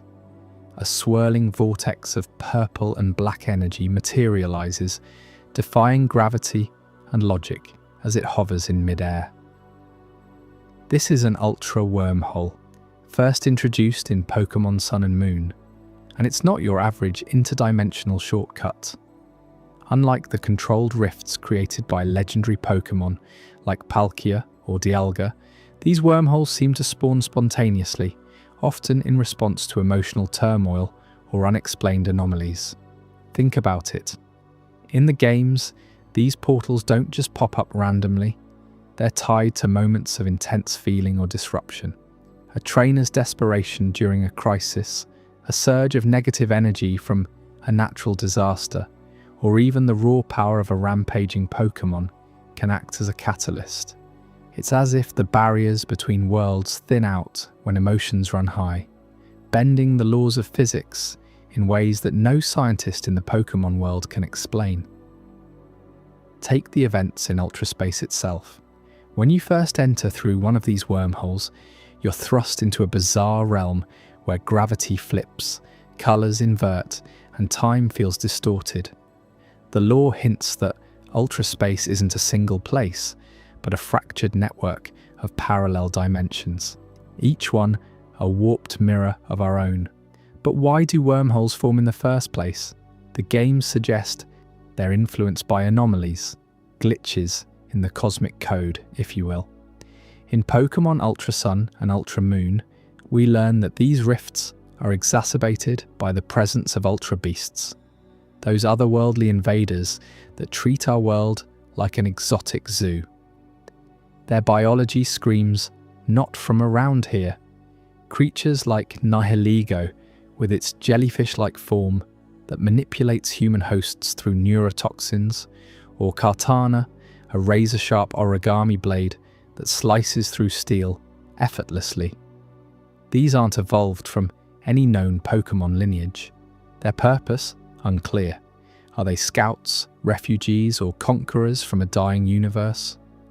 The wormholes they emerge from defy Newtonian physics entirely. They don't require massive energy sources like black holes in our real-world theories. Instead, they pulse with an ethereal energy that seems to feed on chaos, opening wider during battles or when trainers exhibit strong resolve or fear. You have to wonder, if emotions can trigger these formations, does that mean the human heart plays a role in tearing open the veil between worlds? In the anime, we've seen glimpses of this. Ash and his friends encounter wormholes during high-stakes moments, like when Lucamine's obsession with Ultra Beasts causes rifts to destabilize. It's almost poetic. Our passions become the keys that unlock forbidden doors. But this emotional tie raises huge red flags. Physics in the Pokémon world already stretches credulity with moves like teleport or fly, but wormholes take it to another level. They ignore conservation of energy, spatial continuity, and even causality. A wormhole might appear miles away from where an anomaly occurs, suggesting some quantum entanglement at play, where feelings ripple across dimensions, like invisible waves. Scientists in universe, like those at the Ether Foundation, scramble to map these events, but their data always points to the inexplicable, wormholes that close on their own after mere minutes, leaving behind traces of alien matter that warps local ecosystems. Now let's talk about the invaders themselves, the Ultra Beasts. These aren't your garden variety Pokémon. They're classified as extra-dimensional entities, each one embodying a threat that's as psychological as it is physical. Buzzwole, the muscle-bound mosquito that flexes its way through battles, or Pheromosa, the elegant yet deadly mantis with speed that blurs the line between motion and teleportation. Their designs alone scream otherworldliness, but their biology? A total mystery. They don't eat, sleep, or reproduce in ways we understand. In the lore, they're drawn to our world through wormholes because it offers something their ultra space lacks. Vitality, perhaps, or the spark of life that our Pokémon exude. Yet the games never explain how these beasts sustain themselves or why they rampage upon arrival. Is it instinctual aggression or a desperate bid for survival in an alien environment? The anomalies they bring amplify the chaos. Sudden weather shifts, mutated wild Pokémon, even temporary blackouts of Pokeballs in affected areas. It's like the wormholes aren't just portals, they're infections, spreading otherworldly influence that defies the natural order. And here's where it gets really unsettling. The capture mechanics. In the games, you can snag an Ultra Beast with a regular Pokeball, just like any other Pokemon. Toss one, weaken it in battle, and boom, it's yours. But does that even make sense with the lore? These creatures hail from a dimension where the rules of our world don't apply. Their energy signatures are off the charts, incompatible with standard capture technology. The Pokédex entries describe them as unknown in every category, yet trainers treat them like loyal partners. Is the capture process a true bond, or just a temporary suppression? Think about it. You weaken a being from another reality, encase it in a digital prison, and call it tamed. The lore pushes back hard on this. In the story, Ultra Beasts are portrayed as uncontrollable forces of nature, lashing out with moves that corrupt the environment, like Nihilago's poisoning that turns allies against each other. Lucamine's failed experiments show that forcing them into our world leads to catastrophe. They don't adapt, they dominate. So can Ultra Beasts ever truly be tamed? The games let you believe yes with your team marching alongside them in the league, but the deeper lore whispers no. In the expanded universe, like the manga or novelizations, hints that capture is illusory. An Ultra Beast might play along, but its otherworldly essence simmers beneath, waiting for a wormhole to reappear and pull it home, or worse, drag you with it. This clash between gameplay convenience and narrative depth is one of the biggest unexplained tensions in Pokémon. Why design a system where you can catch something that's fundamentally incompatible? It questions the very ethics of Pokémon training. Are we invaders in their eyes, just as they are in ours? The capture ball might hold their body, but their minds, their purposes, they remain wild, untamed anomalies, pulsing with extra-dimensional fury. This leads us straight into the potential for multiverse crossovers, and oh boy does it amplify the cosmic scale to mind-bending proportions. Ultra space isn't isolated, it's a hub connecting countless realities. Wormholes could theoretically link to worlds beyond Alola. Imagine a rift spitting out variants of legendary Pokémon from alternate timelines, or even human trainer hybrids from dimensions where the roles are reversed. The games tease this with references to other worlds and beasts that call to their kin across voids. In Pokémon Legends, Arceus, we already flirt with time rifts that echo this idea, but ultra wormholes take it interstellar. What if a surge of global emotion, like a war or a legendary awakening, triggers a cascade of portals? Entire regions could be flooded with invaders, forcing alliances between humans, Pokémon, and maybe even other species from afar. The unexplained scale here is terrifyingly vast. Our Pokémon world might be just one fragile bubble in an infinite sea of chaos, where wormholes are the threads weaving it all together or unraveling it apart. Consider the implications for the broader lore.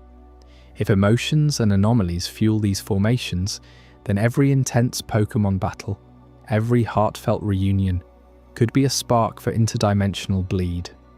We've seen crossovers in spin-offs, like Pokémon crossing with other franchises in fan theories, but the canon leaves it wide open. Ultra Beasts might not be the only invaders. What if gentler entities slip through, altering evolution lines or introducing new types? The physics-defying nature means anything's possible. Wormholes that loop time, merge biomes, or even swap entire Pokédex entries between worlds. It's a powder keg of potential, amplifying the unexplained to universe-shattering levels. You can't help but feel a chill in a world where monsters already bend reality. These wormholes remind us that the true monsters might be the voids between. As we wrap up this dive into the tears in reality and the beasts that slither through, it's clear the Pokémon world holds secrets that stretch far beyond our maps. But hold on, because the phenomenon we're tackling next, number 2 on our list, will make these wormholes seem like mere cracks in the pavement. What could possibly top interdimensional invaders in sheer mystery? Stick around, you won't want to miss how this one twists the very soul of Pokémon forever. Number 2. Have you ever crossed a bridge in the dead of night, only to have a little girl materialize right in front of you, her eyes wide with a sadness that tugs at your heart? In the Pokémon world, that's exactly what happens on Marvelous Bridge, where the Ghost Girl makes her eerie debut. She's not just any spectral figure, she's a haunting presence tied to loss and mystery, appearing without warning and vanishing just as quickly, leaving you questioning everything you thought you knew about the Unova region. Moment from your journey through Pokémon, black or white, you're trekking across that long windswept span connecting Icirrus City to Route 9, the sky above a blanket of stars, and suddenly she steps out from the mist. Dressed in a simple white dress that seems to glow faintly, she looks like any lost child at first glance. But then she speaks, her voice soft and echoing, as if carried on the wind from somewhere far away. "I remember. My house was here," she says, gesturing to the empty air around her. It's a fragmented memory, pieced together from shards of a life long gone. She talks about her family, about playing in a home that once stood nearby, but the details slip away like smoke. Who was she? What tragedy tore her from the world of the living? The game never tells us. It dangles these clues, these heartbreaking snippets, and then pulls them back, leaving you to fill in the blanks with your own imagination. But that's only half the story. This ghost girl isn't confined to the bridge. She has a twin haunt in the strange house, that dilapidated mansion tucked away on Route 13. If you've ever wandered into that creaky old building, flashlight in hand, heart pounding from the shadows, you know the feeling all too well. The place is a labyrinth of dusty rooms and flickering lights, where the air feels thick with unspoken secrets. And there she is again, the same girl, materializing in the corner of your eye. This time, her memories twist a little differently. She whispers about a garden where she used to chase Butterfree, or a room filled with toys that now lie scattered and forgotten. Loss permeates every word, the loss of her home, her loved ones, perhaps even her own sense of self. It's as if she's trapped in an endless loop, reliving the fragments of a life interrupted, but never quite able to grasp the whole picture. You try to talk to her, to ask questions, but she fades before you can get real answers. Why does she linger here? What force keeps her bound to these spots? The Pokémon world offers no closure, no epic backstory to tie it all together. It's just there, a quiet ache in the narrative. Now let's dive deeper into what makes her so unsettling. These encounters aren't random. They're triggered by your actions as the player, which adds this layer of personalization that feels almost too intimate. Think about it. You have to visit the strange house first, poking around its haunted halls, disturbing whatever restless spirits dwell there.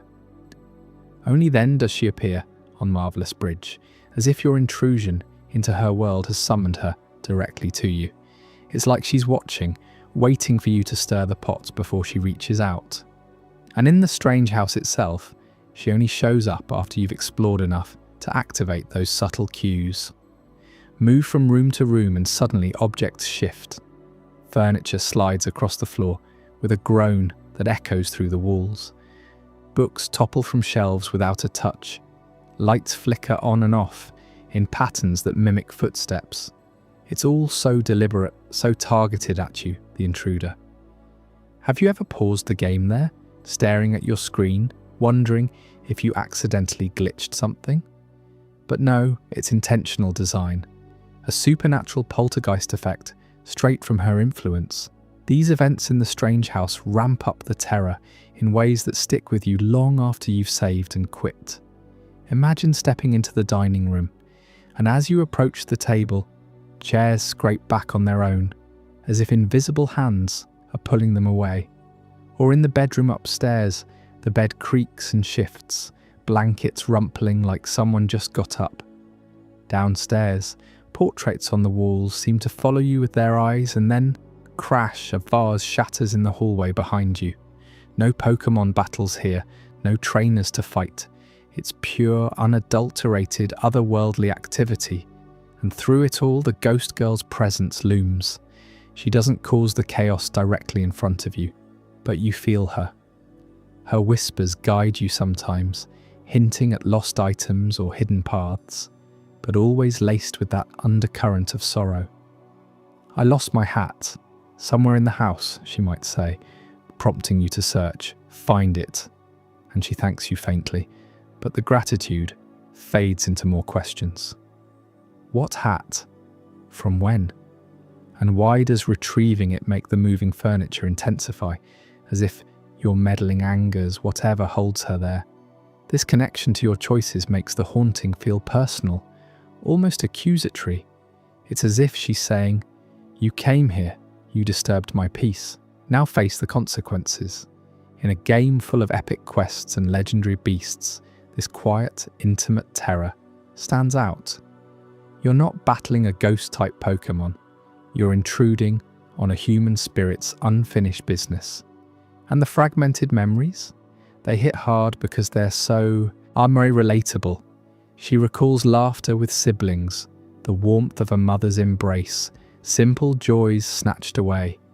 But the loss is vague. No names, no dates, no clear catastrophe. Was it a fire, a storm, something tied to Unova's law we never see? The game teases it all without delivering, building this suspense that gnaws at you. You finish the encounter, cross the bridge, enter the house, and move on. But that unease lingers. What if she's still there, waiting for the next trainer to come along? Let's explore how this fits into the broader Pokémon world. Ghosts in Pokémon are tricky. We have spectral Pokémon like Gengar or Mismagius, but human ghosts like her? They're rare and unexplained. Does she count as a Pokémon at all, or is she something else entirely? The moving furniture suggests poltergeist activity, a classic trope from real-world hauntings, but in Pokémon, it's never explained mechanistically. Is it psychic energy from nearby Pokémon? Residual hauntings from the land itself? Or is she projecting her grief into the physical world, making objects dance to the rhythm of her pain? You can catch ghost-type Pokémon in the area, like Yamask or Cofagrigus, which carry masks of their former human faces, echoes of loss not unlike hers. But connecting those dots, that's up to you. The game leaves it open, inviting theories that range from ancient Unova curses to dimensional rifts we don't understand yet. And the Vanishing Act, that's the real mind-bender. She appears only under specific conditions, nighttime on the bridge, after certain explorations in the house. And poof, she's gone. No fade to black or dramatic exit. She just dissolves into the air, leaving you alone with the wind howling or the floorboards creaking. It's abrupt, jarring, and it reinforces the no resolution rule. You can't catch her, befriend her, or resolve her story arc. She's a ghost in every sense, fleeting, mournful, and utterly unresolved. Players have spent years dissecting this on forums, sharing screenshots of her appearances, debating if she's based on real folklore from Japan's Yurei traditions. Wandering spirits seeking closure. But Pokémon never confirms any of it. Instead, it uses her to remind us that not every mystery needs solving. Some are meant to haunt. What gets me is how she makes the world feel alive in its unknowns. You're not just collecting badges, you're brushing against the supernatural underbelly of Unova. That bridge, once a simple crossing, becomes a threshold. The Strange House, a mere side quest, turns into a psychological puzzle, and her memories of loss, they humanize the horror. In a franchise about friendship and adventure, she forces you to confront mortality, absence, the things we can't fix. You walk away changed, glancing over your shoulder, wondering if she'll appear in your next playthrough. But hold on, because this is just one thread in the tapestry of Pokémon's enigmas. As we peel back more layers of the unexplained, things get even stranger. Up next, in Echoes in the Ether, we'll dive into the whispers that echo through old chateaux and forgotten mansions, where the line between human souls and Pokémon spirits blurs beyond recognition. What secrets are they trying to tell us, and why do they refuse to let go? You won't want to miss it. Echoes in the Ether. Have you ever wandered across the marvellous bridge in Unova, only to catch a glimpse of a young girl standing there, her eyes distant and her voice a faint whisper on the wind? She's not just any NPC, she's the Ghost Girl, a spectral figure who appears out of nowhere, shares snippets of a tragic past, and then vanishes like smoke.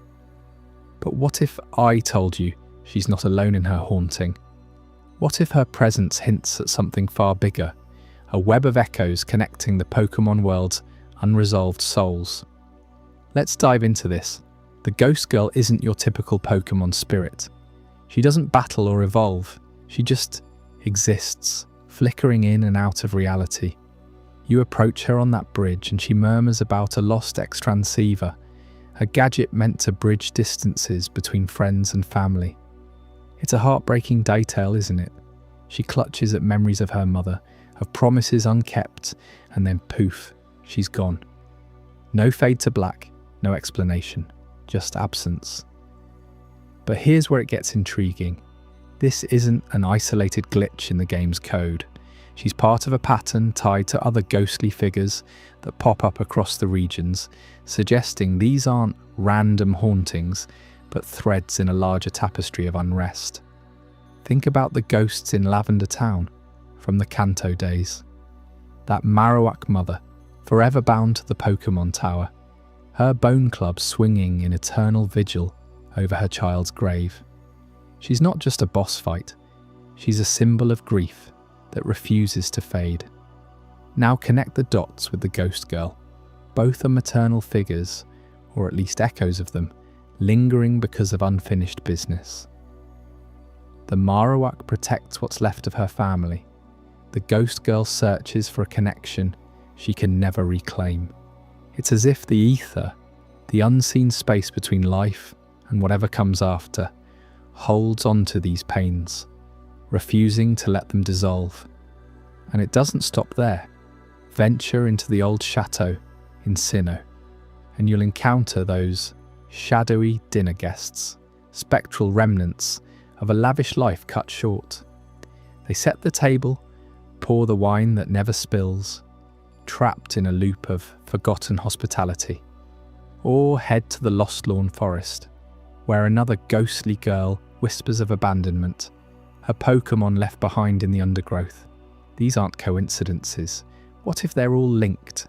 A network of unresolved spirits, bouncing signals off each other through the Pokémon world's hidden channels.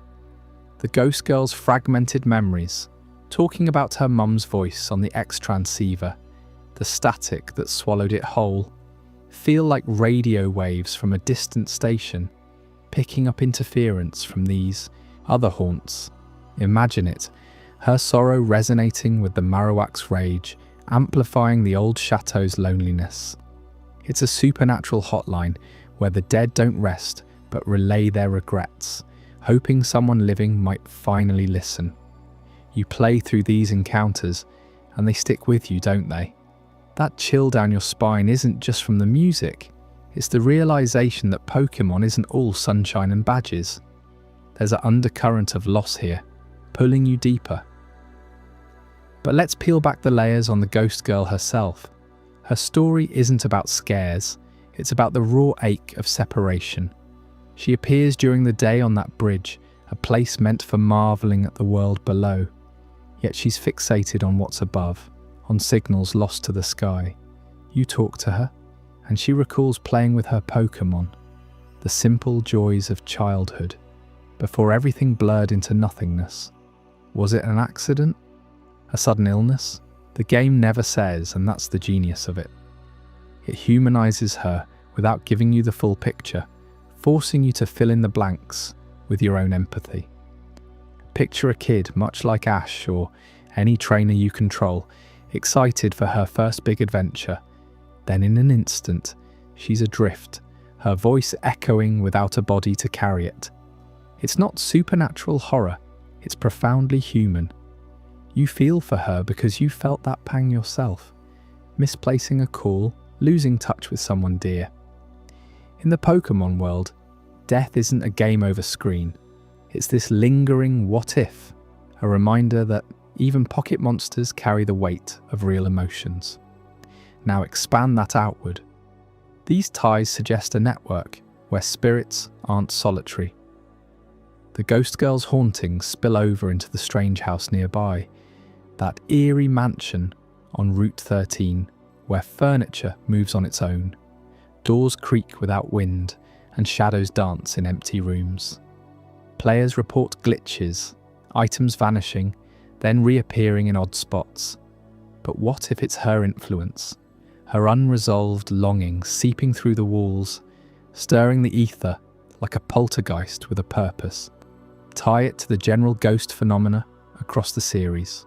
The vanishing couple in the Pokémon mansion on Cinnabar Island, burned alive, yet still pacing their fiery halls.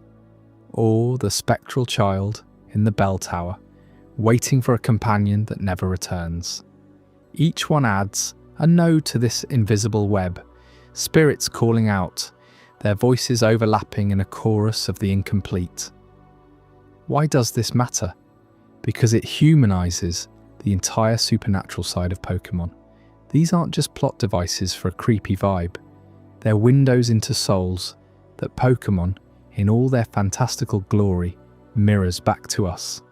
Take Gengar, that mischievous shadow Pokémon said to steal the heat from the living. Legends whisper it's born from the envy of the departed, but connect it to these ghosts, and suddenly it's not villainous, it's yearning, or mismagious, weaving spells from grudges held too long. The Ghost Girl's story adds depth here, showing that even the ethereal has heartaches, regrets that echo without resolution. You start to see Pokémon not as monsters in balls, but as companions to these unresolved energies, perhaps even bridges between worlds. Speculating further, what does this say about the afterlife mechanics in Pokémon? It's never spelled out. No Pokédex entry on the soul. No professor lecturing on the great beyond. But these encounters hint at a system that's anything but tidy. Ghosts don't ascend or reincarnate, they persist bound by emotion. The network of spirits implies a kind of etheric infrastructure, where strong feelings act like anchors, preventing passage. Think about it. In a world where time travel with Celebi warps reality without paradoxes fully explored, why not an afterlife that's equally fluid? Unresolved grief could ripple through dimensions, much like ultra wormholes punch holes in space. The Ghost Girl's X-transceiver obsession.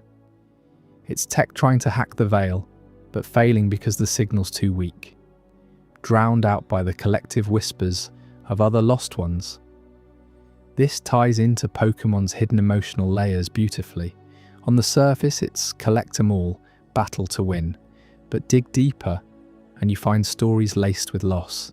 The Yamask carrying masks of their former human faces, crying tears of forgotten lives. Or Dusclops, staring voids that swallow light, perhaps reflecting the emptiness left behind. The Ghost Girl embodies this. Her presence humanizes the supernatural by showing it's not about power or evolution, but about the ties that bind us, even in death. Without answers, her tale leaves you pondering. What would it take to quiet these echoes? A final farewell? A Pokémon's unwavering loyalty? The game's silence amplifies the mystery, making you replay those moments, searching for clues that aren't there. And it's not just Unova. Flashback to Johto's eerie Sprout Tower, where the Elder's Bellsprout sways like a pendulum of the past, or Hoenn's Pyre, stacked with graves that overlook the sea, spirits watching waves crash eternally. Each region adds its flavour to this network, suggesting the ether spans the globe, a Pokémon planet wired for the wistful. You might dismiss it as flavour text, but pause during your next playthrough. Listen to the wind on Marvelous Bridge. Is that her voice or an overlap from Lavender's Tower? The emotional depth pulls you in, humanizing these phantoms until they feel less like code and more like kin. As we unravel these threads, you can't help but wonder if there's a central force orchestrating it all, a guardian of the unresolved, perhaps. But the Pokémon world leaves it unexplained, teasing us with just enough to fuel the fire. It's this blend of wonder and melancholy that keeps us coming back, replaying not for completion, but for that fleeting connection. We've journeyed through networks of spirits and the quiet heartaches they carry. But hold on, because up next in Chapter 21, Number 1, we're unveiling the ultimate unexplained phenomenon that ties everything together in ways you never saw coming. You won't want to miss how it redefines the entire Pokémon universe. Number 1, in the heart of the Kanto region, where the air hangs heavy with whispers of the departed, stands a place that chills even the bravest trainers to their core. Lavender Town isn't just a dot on the map, it's a graveyard for Pokémon, a silent testament to loss that the games dare to explore but never fully explain. You've probably wandered through its misty streets in red or blue, feeling that eerie quiet settle in. But have you ever stopped to wonder why the spirits here refuse to fade away? Today, we're diving into the top spot on our list, the eternal haunt of Lavender Town, where death blurs into something unbreakable and profoundly mysterious. Picture yourself approaching Pokémon Tower for the first time. It's this looming structure on the outskirts of town, 7 stories high, each level crammed with tombstones and memorials for fallen Pokémon. Trainers bring their companions here to bury them after battles gone wrong, a grim ritual that underscores how real death feels in this world. But it's not just a cemetery, it's alive with unrest. Ghosts swarm the upper floors, ethereal figures that block your path until you bring out a sylph scope to reveal their true forms. Channelers chant in the shadows, summoning these restless souls, and the whole place pulses with an energy that makes your skin crawl. Why do these spirits linger? In a world where Pokémon faint but never truly die in battle, this tower forces us to confront the idea that some losses are permanent, and the echoes of those losses don't just vanish. At the pinnacle of this tower sits the core of the mystery, the ghost of Marowak. You remember that encounter, right? You're climbing through the fog-shrouded halls, battling spectral Cubone and Ghastly, when suddenly this unbreakable phantom appears.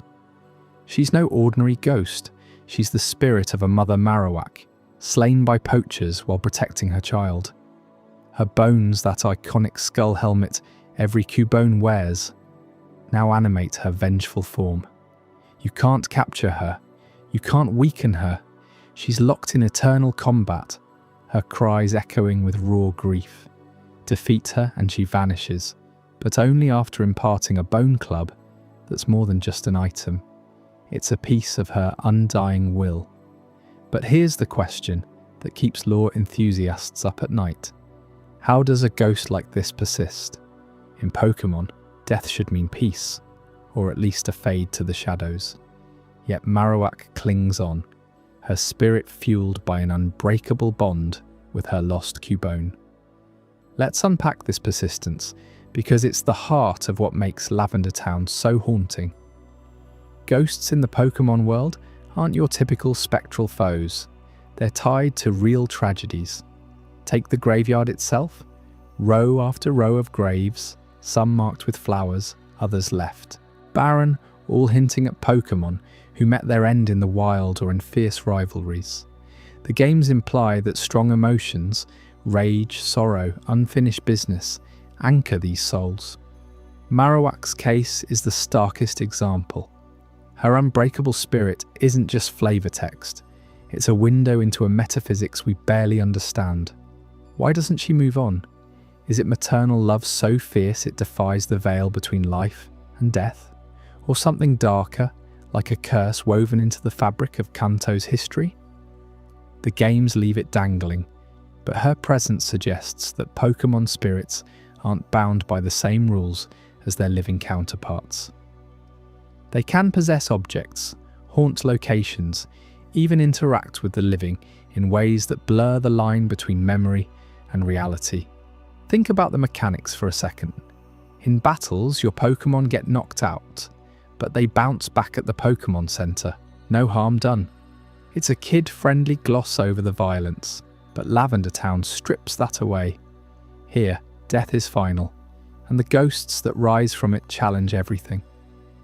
Marowak's ghost fights with the ferocity of the living, her bone club swinging with precision that no Ghastly could match. She's not mindless, she's driven. Her dialogue sparse as it is, speaks of protection and loss. Don't you dare forget about me. It's as if her spirit is trapped in a loop of guardianship, forever shielding a child who might already be wandering the world as another lonely Cubone.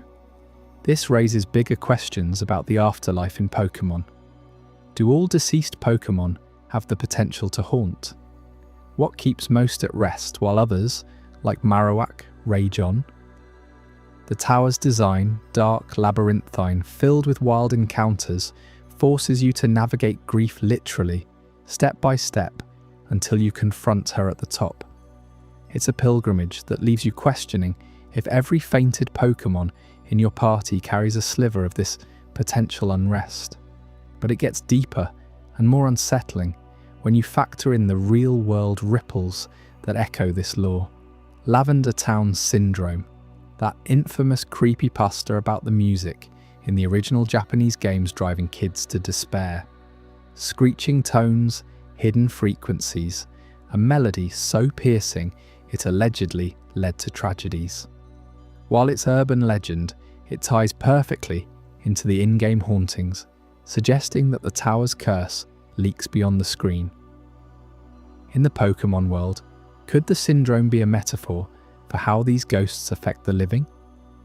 Trainers who visit report hearing faint cries, seeing shadows that vanish in the corner of their eye.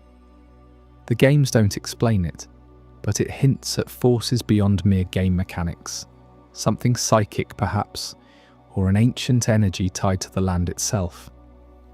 Lavender Town sits near Rock Tunnel and the power plant, places pulsing with raw elemental power. Is the tower a nexus where death amplifies that energy, turning sorrow into something tangible, infectious? Marowak's unbreakable spirit amplifies this mystery to mythic levels. Every Cubone wears its mother's skull, a biological oddity we touched on earlier in the list, but here it becomes personal. Her ghost embodies that cycle, death feeding into legacy, spirit refusing to dissolve. Imagine the poachers who killed her. Did their greed summon this eternal guardian? Or was it always there, woven into the species' lore? The games give us Mr. Fuji, the kindly sage who explains the tower's purpose, but even he can't quell the unrest. He shares Marowak's backstory in a heartfelt radio call, revealing how her Cubone now wanders alone, but it doesn't resolve the haunting. Instead, it deepens the enigma. Why her? Why now? In later games like Heart Gold and Soul Silver, you revisit the tower, and the ghosts feel even more oppressive, as if time hasn't healed anything. It's a reminder that Pokémon's world has layers of tragedy the surface adventures gloss over. This persistence isn't isolated. Ghosts pop up elsewhere, old chateaux, moving shadows, the haunted mansions of Hoenn. But Lavender Town is ground zero. It's where the Pokémon graveyard confronts you with the raw finality of loss, and Marowak stands as the unbreakable symbol of it all. Her spirit challenges the very idea of closure. In a franchise built on friendship and growth, she forces us to ask, what if some bonds are too strong for death to sever? What if the afterlife is a battleground of unresolved pain? The hauntings here, from the wandering spirits to the syndrome's shadow, hint at forces deeper than evolution or types, perhaps psychic residues, dimensional echoes, or even the will of Arceus itself testing the living. It's deeply unsettling because it suggests the Pokémon world isn't as safe or explained as it seems. Every victory in battle could be one step closer to your own tower visit, your own unbreakable haunt. As we wrap up this top phenomenon, you can feel the weight of it lingering, can't you? Lavender Town doesn't just scare, it lingers in your mind like one of those ghosts. But if you think the mysteries of death stop here, wait until we pull back the curtain further. Up next, in Death's Unseen Veil, we'll explore the hidden mechanics of the Pokémon afterlife that even Marowak's tale only hints at, revealing truths that might change how you see every faint forever. Death's unseen veil. In the heart of Lavender Town stands Pokémon Tower, a monolithic structure that's more than just a graveyard for fallen Pokémon. It's a beacon pulsing with mysteries that challenge everything we think we know about life, death, and the spectral in the Pokémon world. You remember those eerie tunes from the Game Boy days, right? The kind that made your skin crawl, even as a kid, hinting at something far darker lurking beneath the surface. But let's dive deeper. What if that tower isn't just a memorial, but a key to unlocking the veil between the living and the dead? Picture this, not in your mind's eye, but through the stories we've pieced together from the games. Pokémon Tower first appears in the original red and green versions, a 7-story spire where trainers bury their companions. Yet from the moment you step inside, it's clear this place defies normalcy. Ghosts roam the halls, invisible, until you fumble with the Sylph scope to reveal them. And at the top, the spirit of Marowak, a mother-turned eternal wanderer, forever seeking her lost child. But why does she linger?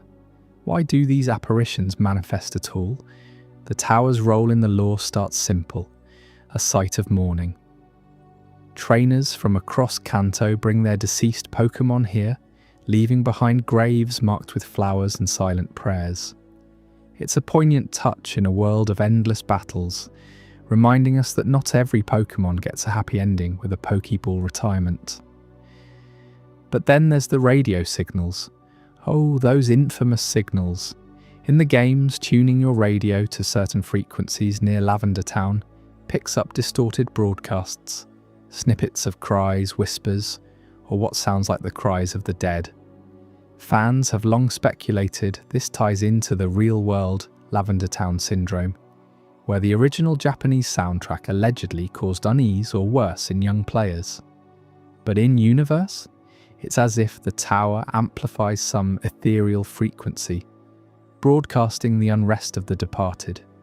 Remember catching a wild ghastly on those upper floors? Their gaseous forms flicker like static on a broken receiver, suggesting the tower acts as a transmitter for the unseen. Is it drawing in spirits from afar, or is the structure itself a conduit, built on ancient ley lines that the Pokémon world never bothers to explain? You have to wonder, if you stood at the base with a radio in hand, what voices might you hear calling out from beyond? As we climb higher in the lore, the tower reveals itself as more than a passive monument. It's guarded by eternal sentinels. The channelers, those robed figures scattered throughout, aren't just eccentric mourners. They're mediums, communing with the ghosts to keep the balance. In Pokémon Let's Go, then more clearly, their eyes glazing over as they channel messages from the other side. They speak of unrest, of Pokémon souls unwilling to pass on due to unresolved grudges or sudden deaths in battle. Take the Marowak ghost again. She doesn't attack to harm, but to protect, her bone club swinging in eternal vigilance. These guardians imply the tower isn't optional, it's necessary. Without it, the veil thins and spirits spill into the living world, causing hauntings that ripple out to places like the old chateau or the Pokémon mansion on Cinnabar Island. The tower holds them back, a dam against the flood of the undead. But who built it? Ancient trainers, perhaps, foreseeing the toll of endless Pokémon combat? Or was it erected by the spirits themselves, a self-imposed prison to contain their rage?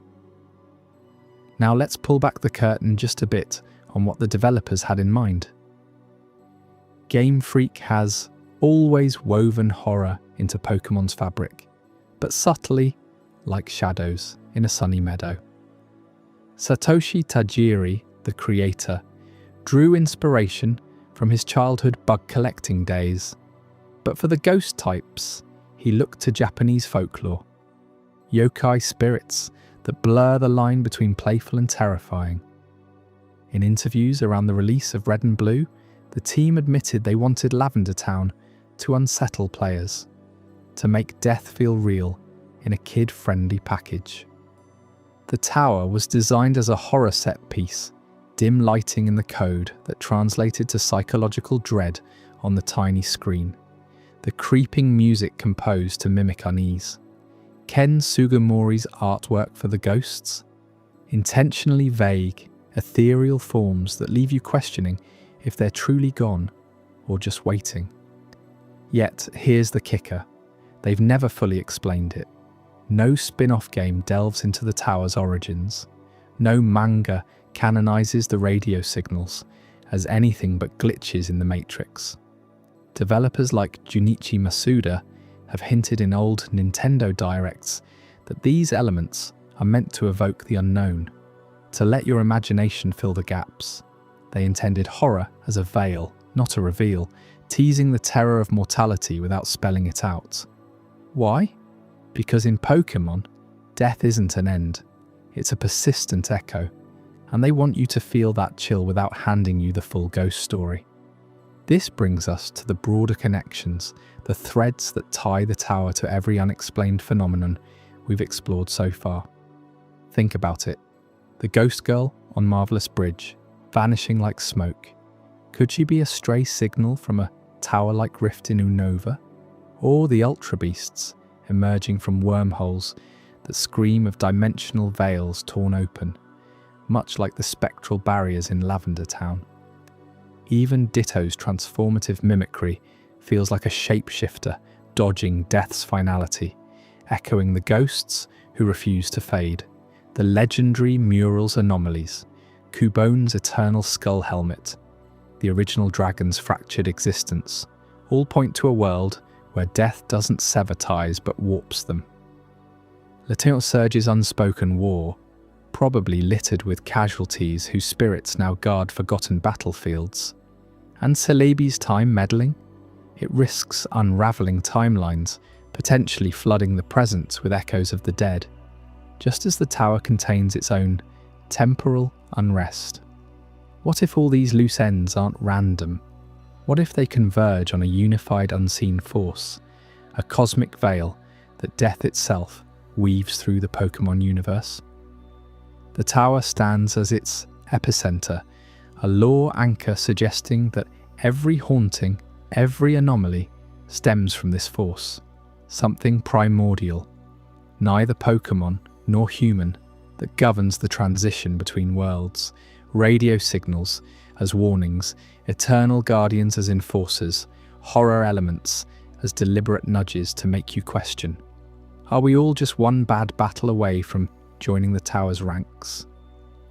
The developers withhold full explanations to preserve that mystery, letting the veil stay just out of reach. It connects the Lavender Town hauntings to the general ghost phenomena in mansions and bridges, implying a shared afterlife mechanic where human and Pokémon souls mingle unresolved. No clear rules on how ghosts form. Do they need unfinished business, or is it the raw emotion of loss? The tower doesn't answer. It amplifies the questions. Consider the implications for a trainer like you. Every time you send out a Pokémon in a tough gym, are you gambling with their eternal rest?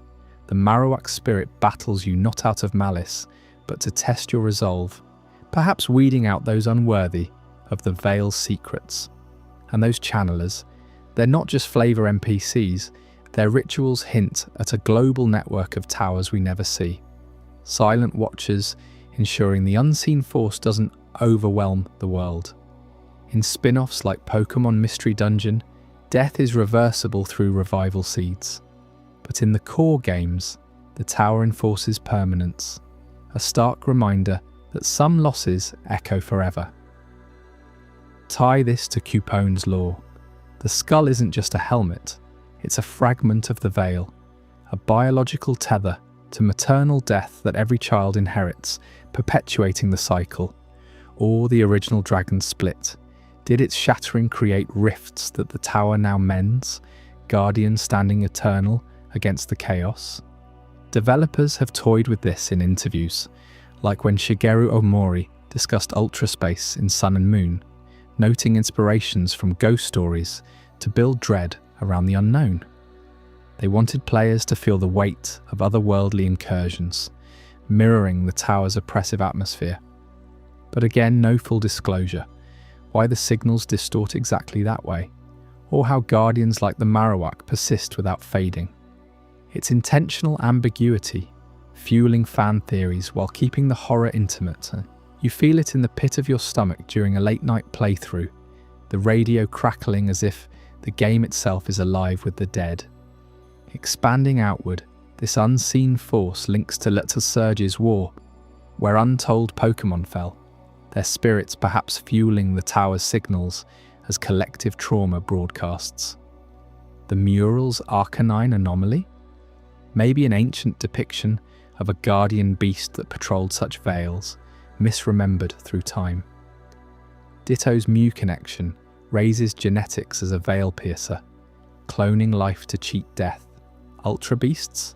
Invaders from beyond the veil. Their biology, a perversion of the eternal guardian's role. Celebi's paradoxes could thin the veil entirely, letting time's ghosts roam free. Even the ghost girl's fragmented memories feel like a tower echo, furniture moving as poltergeist activity straight from Lavender's playbook.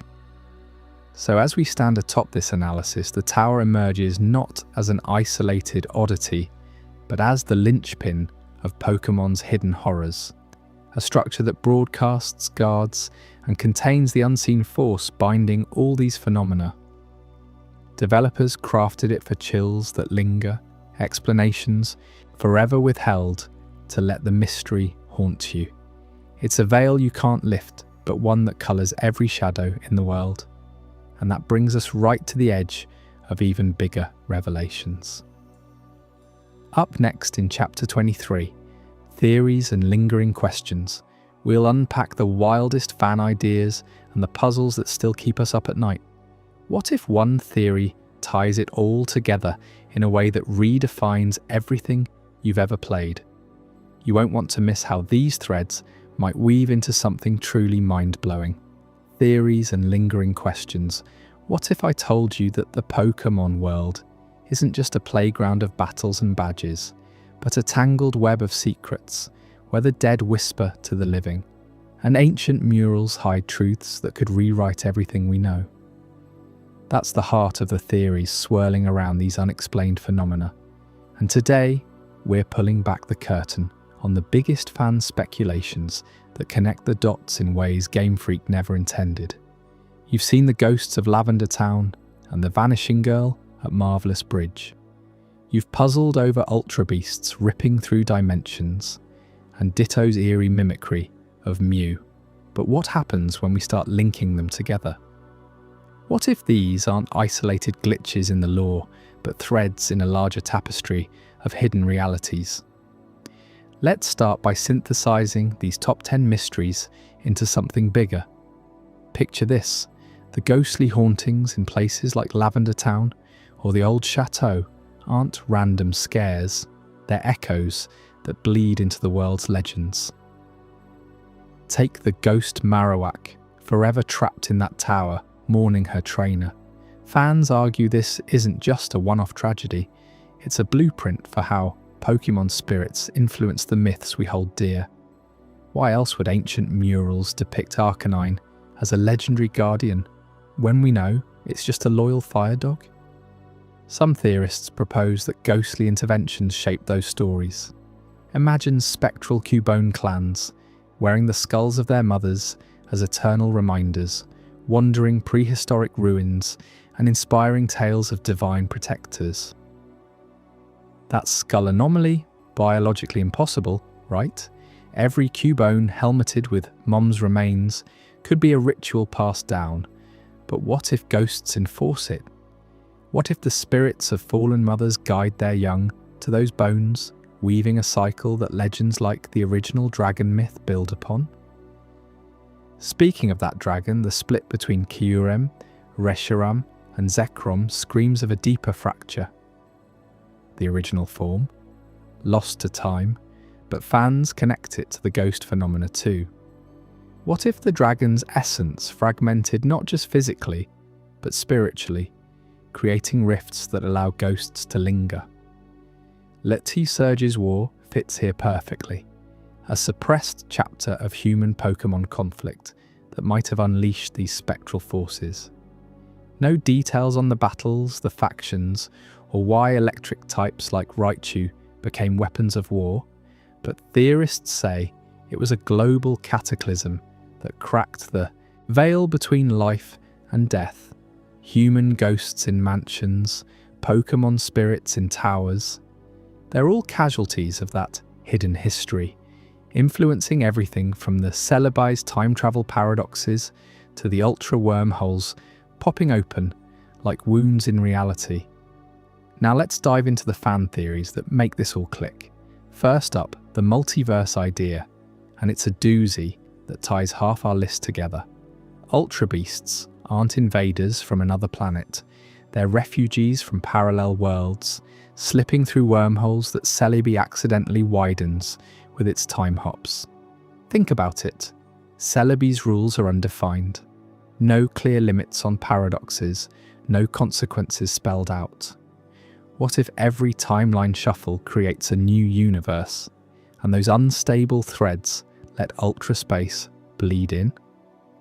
The biology of those beasts, Buzzwole flexing like a bodybuilder from a warped gym dimension, or Nihiligo's jellyfish tentacles controlling minds across realities, is all unexplained because it's not our physics. Fans point to the Strange House, where furniture moves on its own, and the ghost girl flickers in and out. She's not a local haunt, she's a multiversal echo, her fragmented memories pieced from lives in different timelines. Why does she vanish? Because the bridge to our world is fragile, just like those wormholes that form without warning. If Celebi's travels destabilize time and Ultra Beasts exploit the chaos, then the whole Pokémon cosmos is a multiverse quilt, stitched with ghost threads that pull legends into shape. Arcanine's mural? Maybe it's from a reality where it really was legendary, imported by some ancient wormhole traveller.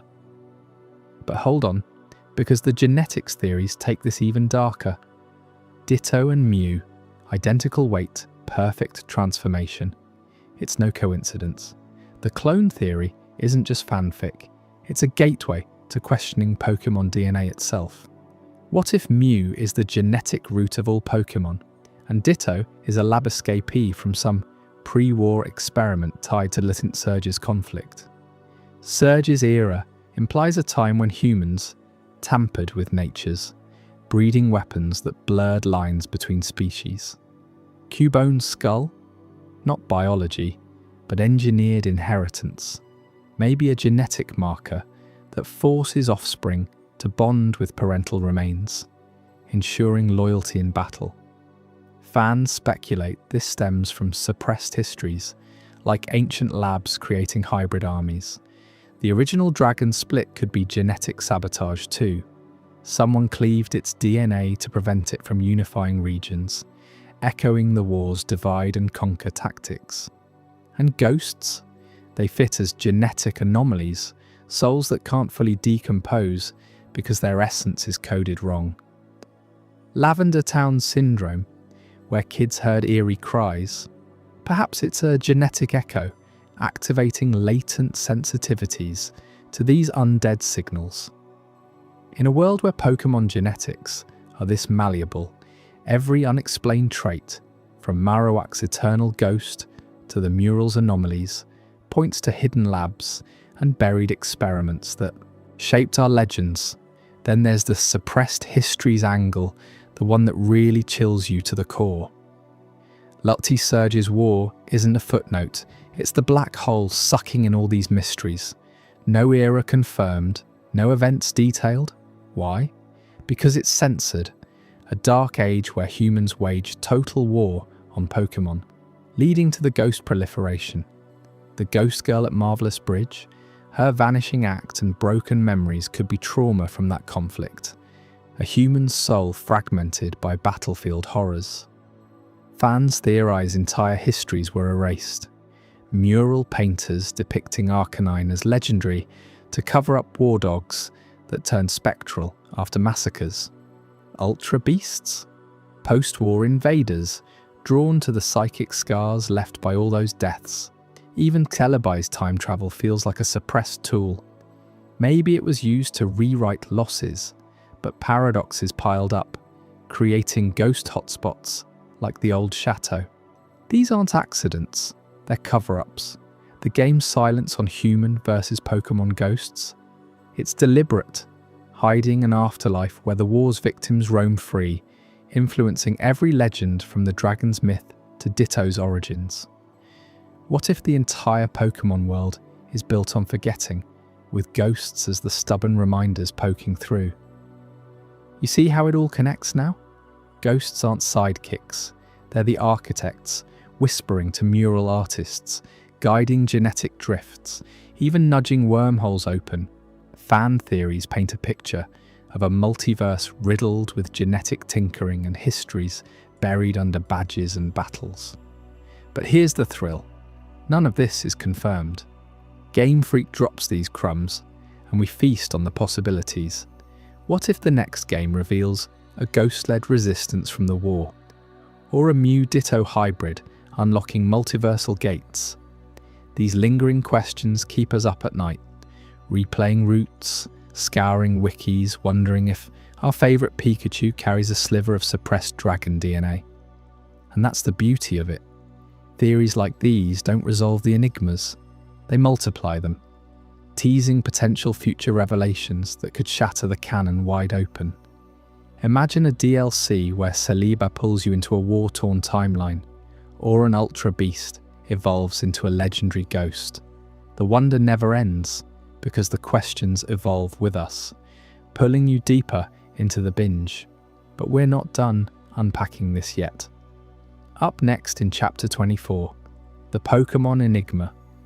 Endures will explore how these mysteries might never truly fade, and what that means for the world you've loved since Red and Blue.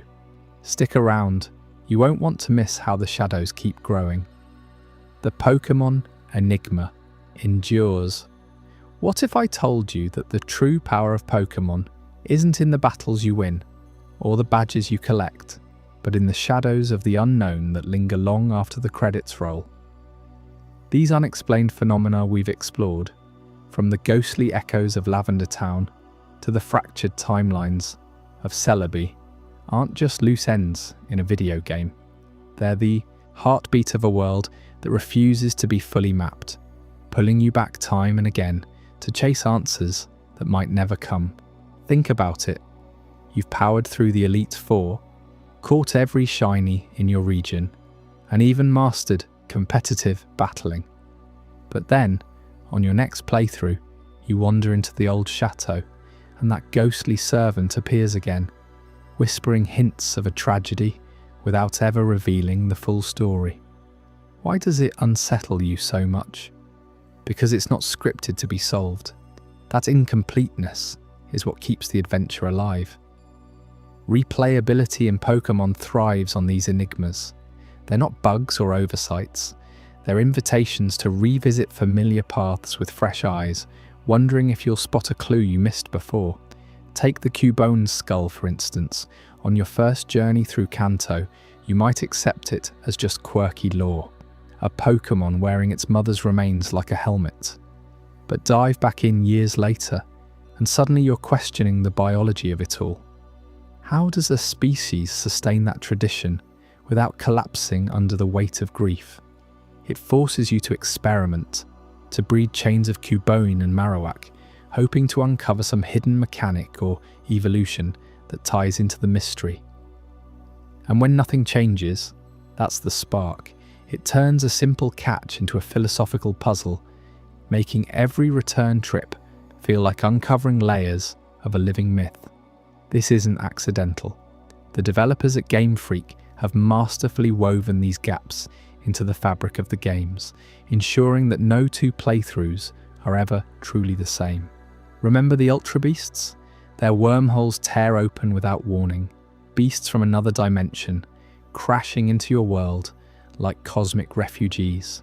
You battle them, capture them, maybe even use them in your team. But the why, the origin of ultra space, the rules governing those rifts, remains a void. On replay, you might time travel with Celebi to see if you can prevent a wormhole's formation, or scour the Alolan ruins for murals hinting at interdimensional wars. Each attempt builds on the last, not because the game hands you resolutions, but because the absence of them fuels your imagination. It's why fans like you and me boot up Pokémon Scarlet or Sword for the umpteenth time. Not for the story we know, but for the secrets we suspect are hiding just out of reach. These mysteries transform a linear RPG into an endless sandbox of speculation, where the real progression is in how deeply you invest your own theories. And that's where the community comes in, the beating heart of Pokémon's enduring appeal.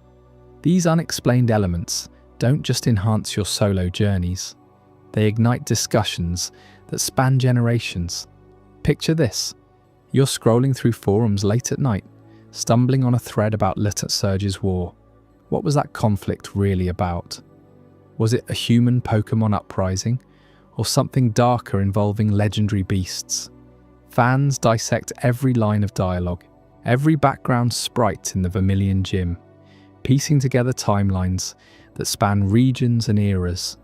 One theory posits it was a proxy battle against a rising Team Rocket influence. Another suggests electric types were weaponized in a global blackout. None are confirmed, but that's the magic. These debates turn passive players into active lore keepers, fostering bonds over shared wonder. I've seen Discord servers explode with arguments over the original Dragon Split. Did Kyurem's fusion with Reshiram and Zekrom stem from ancient betrayal or a natural cataclysm? People share fan art, custom mods, even entire alternate histories. It's not just talk, it's collaboration. The Ditto Mew connection sparks genetic debates that rival real-world science forums, with players running simulations on transformation limits or cloning ethics. And the ghost phenomena, from the moving furniture in the Strange House to the vanishing girl on Marvelous Bridge, they birth horror stories and creepypastas that keep the chills coming long after the game's over. What makes this so powerful is how it mirrors our own world. Pokémon isn't a tidy fairy tale, it's a reflection of life's ambiguities. The legendary mural anomaly, with Arcanine painted as a god among beasts, challenges what we think we know about power hierarchies. Was it a cultural error by ancient artists, or evidence of forgotten evolutions? Communities rally around it, creating polls, videos and essays that dissect Sinnoh's history. This collective puzzling doesn't just fill the gaps, it expands the universe. Your theory on how human ghosts differ from Pokémon ones in those haunted mansions could inspire someone else's fanfic or artwork. It's a cycle of engagement that keeps the franchise alive, turning solitary gamers into a global think tank. Every unexplained haunt or dimensional tear becomes a conversation starter, drawing in new players who inherit the mysteries and add their voices. We've built empires of speculation on these foundations, from Reddit AMAs with theorists to convention panels on the afterlife mechanics implied by Lavender Town spirits. So I want to hear from you. What theory have you cooked up that keeps you up at night? Is the Ghost Girl a fragment of a lost trainer's soul, trapped in eternal limbo? Or do you think the Ultra Beasts are harbingers of an invasion we haven't seen yet? Drop your wildest ideas in the comments below. Let's dissect them together. Who knows? Your insight might crack open a debate that goes viral, or at least give a fellow fan that aha moment during their next replay. Sharing these thoughts isn't just fun, it's how we honour the enigma, keeping the Pokémon world vibrant and unpredictable. But as we wrap up this dive into the shadows, remember this chilling truth. In Pokémon, not everything can or should be explained. Those lingering questions, the ones that whisper in the quiet moments between battles are what make the journey eternal. They remind us that some mysteries are meant to endure, fueling our curiosity without ever demanding closure. And that's the ultimate phenomenon, the way these unknowns bind us to a world that's as boundless as our imagination. If this story resonated with you, there's so much more to explore. Tap the Pokémon playlist to continue the adventure, and save it so you'll always have something soothing to fall asleep to, or choose the recommended video for another deep dive.